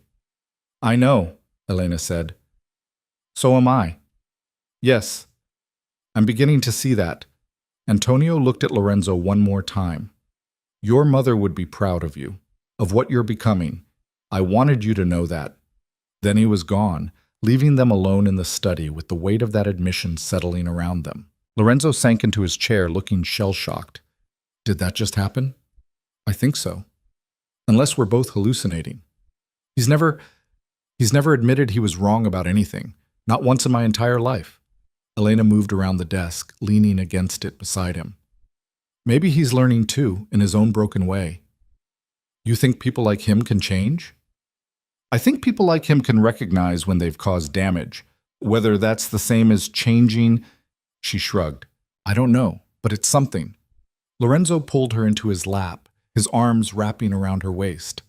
The gesture was becoming familiar, comfortable in a way that still surprised her.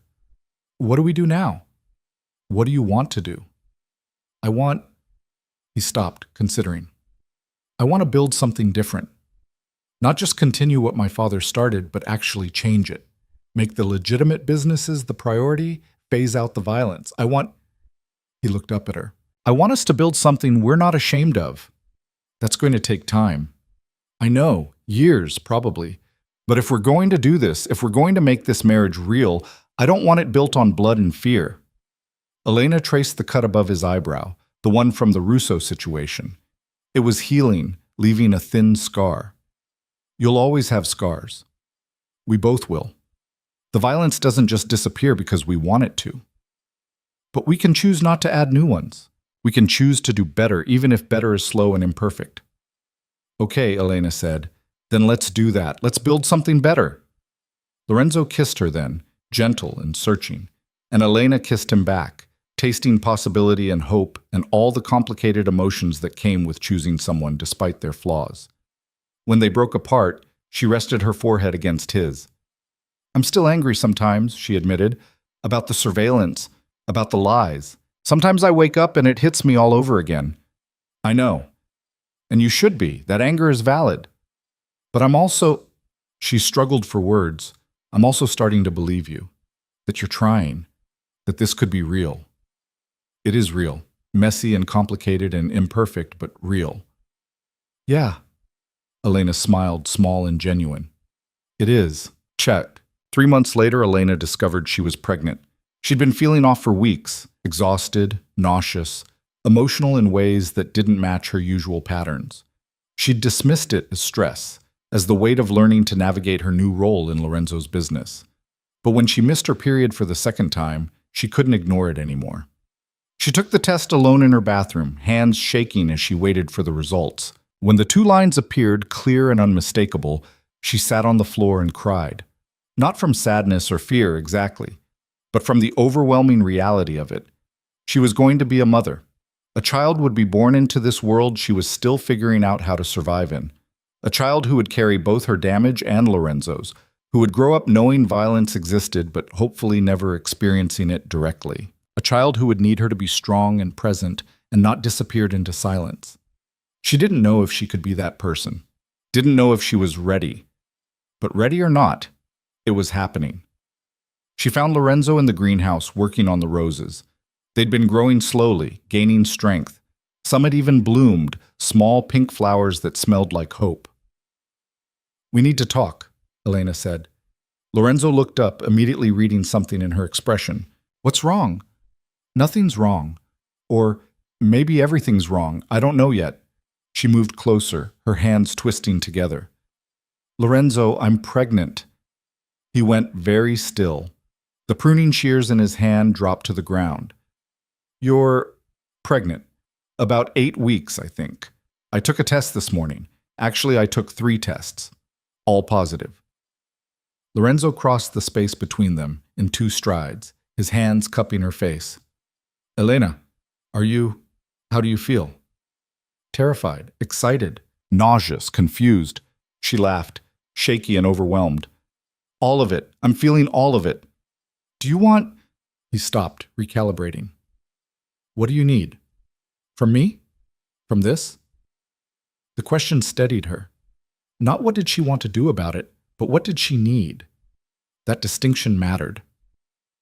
I need you to be honest with me about what this means, she said. For us, for the business, for the danger we're in. I need to know what we're bringing a child into. Lorenzo's hands moved to her shoulders, grounding. Okay, honestly, this changes things. A child makes us vulnerable in ways we weren't before. People will see them as leverage, as a weakness to exploit. So we're bringing them into danger. We're bringing them into our world. And yes, that includes danger. But it also includes us, two people who are choosing to do better than our parents did, who are trying to build something worth protecting. He paused. Elena, I can't promise you safety. I can't promise this will be easy, but I can promise that I will spend every day of my life making sure our child knows they're wanted, loved, not traded or used or turned into a chess piece. Elena's throat tightened. What if I can't do this? What if I become my mother, silent and broken and unable to protect them? You won't. How do you know? Because you're already fighting not to. Because you stand up to my father and demand honesty and refuse to disappear even when it would be easier. His hands moved to her stomach, resting there gently. You're the strongest person I know, Elena, and you're going to be an incredible mother. I don't feel strong. I feel scared. Good. Scared means you care. Scared means you're taking this seriously. He pulled her close, his arms wrapping around her. We'll figure this out. Together. Like we figure out everything else. Elena let herself lean into him, let herself be held. For so long, she'd equated vulnerability with weakness. But standing here pregnant and terrified and choosing to trust someone anyway, she realized vulnerability could be strength too. The strength to admit you couldn't do it alone. The strength to let someone else help carry the weight. I want this, she said quietly. I'm terrified, but I want this. I want us to be parents. I want to give this child what we never had. Then we will. Lorenzo pressed a kiss to her temple. We'll mess up. We'll make mistakes. But we'll do it together, and we'll do it better than our parents did. That's all we can promise. Is that enough? It has to be. They stood there in the greenhouse, surrounded by roses that were learning to bloom again, and Elena felt something shift inside her. Not the absence of fear. Fear was still there, sharp and insistent, but beneath it something else. Hope. Real, fragile, absolutely terrifying hope. She was going to be a mother, and Lorenzo was going to be a father, and together they were going to figure out how to raise a child in a world that was both beautiful and brutal, full of danger and possibility. It wouldn't be perfect. Nothing about their lives was perfect, but it would be real, and real was all that mattered. The pregnancy was difficult. Elena's body rebelled against the changes, morning sickness that lasted all day, exhaustion that made her feel like she was moving through water. Lorenzo hovered, protective and worried, until she finally snapped at him to stop treating her like she was fragile. I'm growing a human, she said one morning after he'd tried to physically carry her down the stairs. Not dying. I can walk. You almost fainted yesterday. Almost, but didn't. Lorenzo, you need to let me do things. I'm not disappearing just because I'm pregnant. He'd backed off after that, finding a better balance between protective and suffocating. But Elena could see the fear in his eyes every time she winced or moved too slowly. He was terrified of losing her the way he'd lost his mother, terrified that history would repeat itself despite his best efforts. I'm not her, Elena told him one night as they lay in bed. His bed now, not separate rooms. That change had happened gradually, naturally, until sleeping apart felt stranger than sleeping together. I'm not your mother, and you're not your father. We get to write our own story. I know, but knowing doesn't stop me from being scared. Good. Be scared. Just don't let fear make you controlling. Don't let it turn you into him. Lorenzo pulled her closer, his hand resting on her growing stomach. Promise me something. What? If I start becoming him, if you see me trying to control you or make decisions for you or treating you like you're breakable, you'll call me on it, immediately. Don't let me slide into those patterns. I promise. But you have to promise the same thing. If you see me disappearing, if I start becoming silent and small, you push back. You don't let me fade. Deal. They lay in the darkness, and Elena felt the baby move for the first time, a flutter, barely there, but unmistakable. She gasped, grabbing Lorenzo's hand and pressing it to her stomach. Did you feel that? Wait, was that? That was them. The baby. Lorenzo's expression cracked open, wonder and fear and love all mixed together. They're real. I mean, I knew they were real, but yeah, real. They stayed like that for a long time, feeling the small movements, the proof of life they'd created. And Elena thought about choices, about how she'd spent her whole life believing she had none. And now here she was, choosing to bring a child into the world. Choosing to build a family with a man who was still learning how to love without controlling. It was the scariest choice she'd ever made. It was also the most hopeful. 7 months into the pregnancy, Elena's father came to the villa. She was in the garden, moving slowly through the roses that were blooming fully now when Marco appeared with news that made her blood run cold. Giulio Vieri is at the gates, he said. Mr. De Luca said you should decide whether to let him in. Elena's hands went instinctively to her swollen stomach. She hadn't seen her father since the wedding, hadn't wanted to. He represented everything she was trying not to become. Silence, control, the slow death of self. But he was still her father, and some part of her needed to face him, to show him what she'd become. Let him in, she said. But Lorenzo stays with me. Already here. Lorenzo appeared beside her, his hand finding the small of her back. You don't have to do this. Yes, I do. They met Giulio in the main sitting room. He looked older than Elena remembered, grayer, worn down by something she couldn't name. His eyes tracked over her, stopping on her pregnant stomach with an expression she couldn't read. Elena, he said, you look well. I am well. And pregnant, I see. Congratulations. The word felt hollow, perfunctory. Elena's jaw tightened. Why are you here? To see my daughter. To see how you've... He stopped, searching for words. To see if you're happy. Since when do you care if I'm happy? Giulio flinched. It was subtle, easily missed, but Elena saw it. I care more than you think. You had an interesting way of showing it, trading me like currency, teaching me that silence was survival, making sure I knew my only value was in being useful to your alliances. I was trying to protect you. By making me invisible? Elena's voice rose despite her best efforts. By teaching me to disappear? That's not protection, Papa. That's erasure. Lorenzo's hand squeezed her back gently, a silent reminder that he was there, that she wasn't alone in this. Giulio looked at Lorenzo, then back to Elena. I see he treats you well. He treats me like a person, like someone whose opinions matter, like someone who exists. Elena took a breath, steadying herself. I'm not here to punish you. I'm not even here to forgive you. I'm just here to tell you that I'm choosing differently, for my child, for myself. I'm choosing to exist loudly instead of quietly. And that choice, that's my final rejection of everything you taught me. Silence. Giulio's expression shifted through several emotions, pain, regret, something that might have been pride. Your mother would be proud of you. Mama is still alive. You could tell her yourself if you bothered to see her as something other than a ghost. She's not present because you spent 30 years teaching her that presence was dangerous, Elena cut in, just like you taught me. But I'm breaking that pattern, and maybe, if you tried, you could help her break it too. Giulio looked away, and Elena saw the truth in his face. He didn't know how. Didn't know how to love without controlling, how to see his wife as anything other than what he'd made her. It was sad, tragic even. But it wasn't Elena's responsibility to fix. I should go, Giulio said. I just wanted to know that you were... He stopped, unable to finish. I'm okay, Elena said. Better than okay? I'm choosing my life instead of enduring it. That's all I needed you to see. Her father nodded once, formal and stiff. Then he looked at Lorenzo. Take care of her.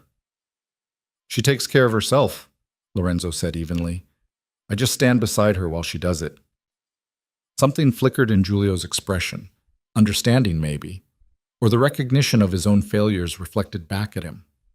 He left without another word, and Elena watched him go with a strange mix of sadness and relief. "You okay?" Lorenzo asked after the door closed. "Yeah, I think I am." Elena turned to face him. "I needed to do that. Needed him to see that I survived him, that I became something other than what he tried to make me." "You're incredible. You know that?" "I'm tired and pregnant, and my back hurts." Lorenzo smiled. "Incredible, tired, pregnant, and your back hurts. All of those things can be true." Elena laughed despite herself. "Take me to bed. I need to lie down before I fall down." "At your service." As Lorenzo helped her upstairs, Elena thought about her father, about the choices he'd made that had shaped her entire childhood, about the damage he'd done without even realizing it, and about how she was going to make different choices. Better choices. Choices that let her child know they were seen and heard and valued exactly as they were. It wouldn't be perfect. She'd mess up. She'd have days where old patterns crept in, where silence felt safer than speaking, but she'd keep fighting those patterns, keep choosing presence over absence, keep being the mother her own mother hadn't been allowed to be. And that, she thought as Lorenzo settled her into bed and pressed a kiss to her forehead, was enough. Elena went into labor 3 weeks early, on a Tuesday morning when the ocean was glass calm and the sky was that perfect blue that made everything seem possible. The pain came in waves, manageable at first, then overwhelming. Lorenzo drove too fast to the hospital, his knuckles white on the steering wheel, terror written across his face. Elena would have found it funny if she wasn't too busy breathing through contractions that felt like her body was trying to tear itself apart. "I can't do this," she gasped between contractions. "Yes, you can." "No, I'm serious. I've changed my mind. I don't want to do this anymore." Lorenzo's laugh was half hysterical. "Little late for that." "This is your fault. I accept full responsibility." "You should. You and your—" Another contraction hit, stealing her words. When it passed, she grabbed his hand so hard he winced. "If you ever come near me again, I'll kill you." Noted. The delivery was long, painful. Elena screamed and cursed and threatened Lorenzo's life at least 15 times. But when the doctor finally placed the baby on her chest, a girl, tiny and pink and screaming with impressive volume, everything else disappeared. "Hi," Elena whispered, staring at this impossible creature they'd made. "Hi, I'm your mom." The baby stopped crying, her dark eyes, Lorenzo's eyes, finding Elena's face, and Elena felt something inside her break open completely. Not the painful breaking of trauma, but the good kind. The kind that let light in. "She's perfect," Lorenzo said, his voice rough. "Elena, don't say perfect. She's real. That's better." "Okay. She's real. And ours. And—" His voice cracked. "I'm so proud of you." Elena looked up at him, at this man who'd been watching her with undisguised awe for the past 10 hours. "I couldn't have done it without you." "Yes, you could have, but I'm glad you didn't have to." They named her Sophia after Lorenzo's mother.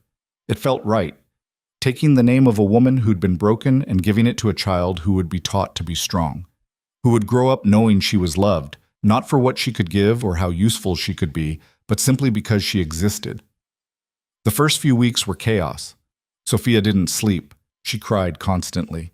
Elena was exhausted and overwhelmed and terrified she was doing everything wrong. Lorenzo helped when he could, but he was also navigating the business changes he'd promised, trying to build something legitimate while old enemies circled. One night, when Sophia was 3 weeks old and screaming for the 4th time that night, Elena broke down. "I can't do this. I'm failing her. I don't know what she needs, and I'm so tired I can't think, and—" "Elena." Lorenzo took Sophia gently, holding her against his chest. "You're not failing, you're learning. We both are." "But what if I mess her up? What if I teach her all the wrong things, or should I—" "Then we'll figure it out, together. That's all we can do. Try our best and fix our mistakes when we make them." He swayed gently, and Sophia's cries started to quiet. You're a good mother, even when you don't feel like it. How do you know? Because you care enough to worry, because you're fighting not to repeat your parents' mistakes, because you're here at 3 in the morning, terrified but trying anyway. He looked at their daughter, his expression soft. That's all she needs. Your presence, your honesty, your love, imperfect as it is. Elena wiped her eyes, exhaustion and emotion making everything feel too big. I love you. I don't think I've said that yet, but I do. I love you, even though you're still learning and you still mess up sometimes and you're not perfect. Lorenzo looked up, surprise and something else flickering across his face. You love me. Yeah. Terrifying, right? Completely. He crossed to her, Sophia still in his arms, and kissed Elena gently. I love you too. Have for a while, actually. Was just waiting for the right time to say it. Is 3 in the morning while our daughter screams the right time? Seems as good as any. Elena laughed, exhausted and happy and overwhelmed. We're a mess. Yeah, but we're a mess together. Sophia chose that moment to let out another wail, and they both groaned. But as Lorenzo handed her back to Elena for feeding, as they settled into the rhythm they were still learning, Elena felt something she'd never felt before. Complete. Not because Lorenzo had fixed her, or because Sophia had filled some void, but because she'd chosen this, had chosen to build this family, to love these people, to exist loudly and imperfectly and really. She'd chosen. And that choice had changed everything. 6 months later, Elena stood in the greenhouse with Sophia on her hip, showing her the roses. See these? She said, even though Sophia was too young to understand. These were dying when I got here. Everyone thought they were dead, but they just needed time and care, and someone who believed they could bloom again. Sophia grabbed at a pink flower, her chubby fist closing around the petals. Elena gently extracted them before any damage was done. Gentle, she said. We're gentle with things that are growing. Lorenzo appeared in the doorway, leaning against the frame. Teaching her about roses? Teaching her about second chances. He smiled, crossing to them. Sophia immediately reached for him, and he took her, settling her against his chest. How was the meeting with the lawyers? Good. The foundation paperwork is almost done. We should be operational by next month. The foundation had been Elena's idea, using some of Lorenzo's money to help women leaving dangerous situations, providing them with resources, housing, therapy, giving them the tools to choose their own futures. It felt right, taking what they'd learned from their own damage and using it to help others. Your father would hate it, Elena said. Probably. But he's retired. Doesn't get a vote. Lorenzo kissed Sophia's head. What do you think, little one? Should we help people who need it? Sophia gurgled, which they chose to interpret as approval. She's brilliant, Lorenzo said seriously. Already solving complex moral questions. Elena laughed. She'd just spit up on your shirt. Even more brilliant, she knows how to assert dominance. They walked through the villa together, and Elena marveled at how different this felt from those first awful weeks. How they'd built something real out of fear and damage and desperate hope. It wasn't perfect. They still fought, still struggled, still had days where old patterns crept in and they had to consciously choose differently. But it was theirs. Built on choices instead of obligations, on honesty instead of performance, on two people who'd been taught to disappear learning to exist together instead. That night, after Sophia was asleep and they were curled together in bed, Lorenzo said, "Are you happy?" Elena considered the question. Was she happy? Not in the simple, uncomplicated way happiness was supposed to feel, but in a deeper, more complex way. Happy because she was choosing this life, because she was present in it, because she'd stopped disappearing. Yes, she said. I'm happy. Scared sometimes. Overwhelmed often, but happy. Good. That's all I want. For you to choose this. Every day. Not because you have to, but because you want to. I do want this. Elena turned to face him. I want you. I want Sophia. I want this complicated, messy, imperfect life we're building. I want all of it. Lorenzo kissed her, slow and deep. Then let's keep building it, together. Together, Elena agreed. Outside, the ocean crashed against the cliffs. relentless and eternal. Inside, Elena lay in her husband's arms and felt something she'd never thought possible. Peace. Not the absence of struggle, but the presence of choice. The knowledge that whatever came next, she wouldn't face it by disappearing. She'd face it by choosing, by fighting, by existing as loudly and messily and really as possible. She'd been the silent bride, the traded daughter, the woman who learned to survive by becoming invisible. But she wasn't that anymore.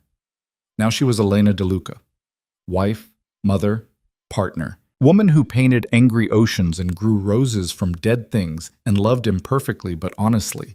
She was the woman who chose. And that choice, brave and terrifying and absolutely real, had changed everything. In the nursery down the hall, Sophia slept. In the greenhouse, roses bloomed.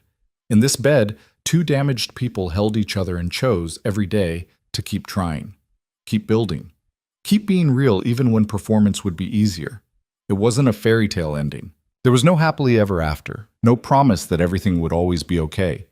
There would be struggles ahead, threats, failures, days when old wounds opened and they had to choose again whether to stay or run, but they would face it together, honestly, imperfectly. Really. And that, Elena thought, as sleep finally claimed her, was more than enough. It was everything.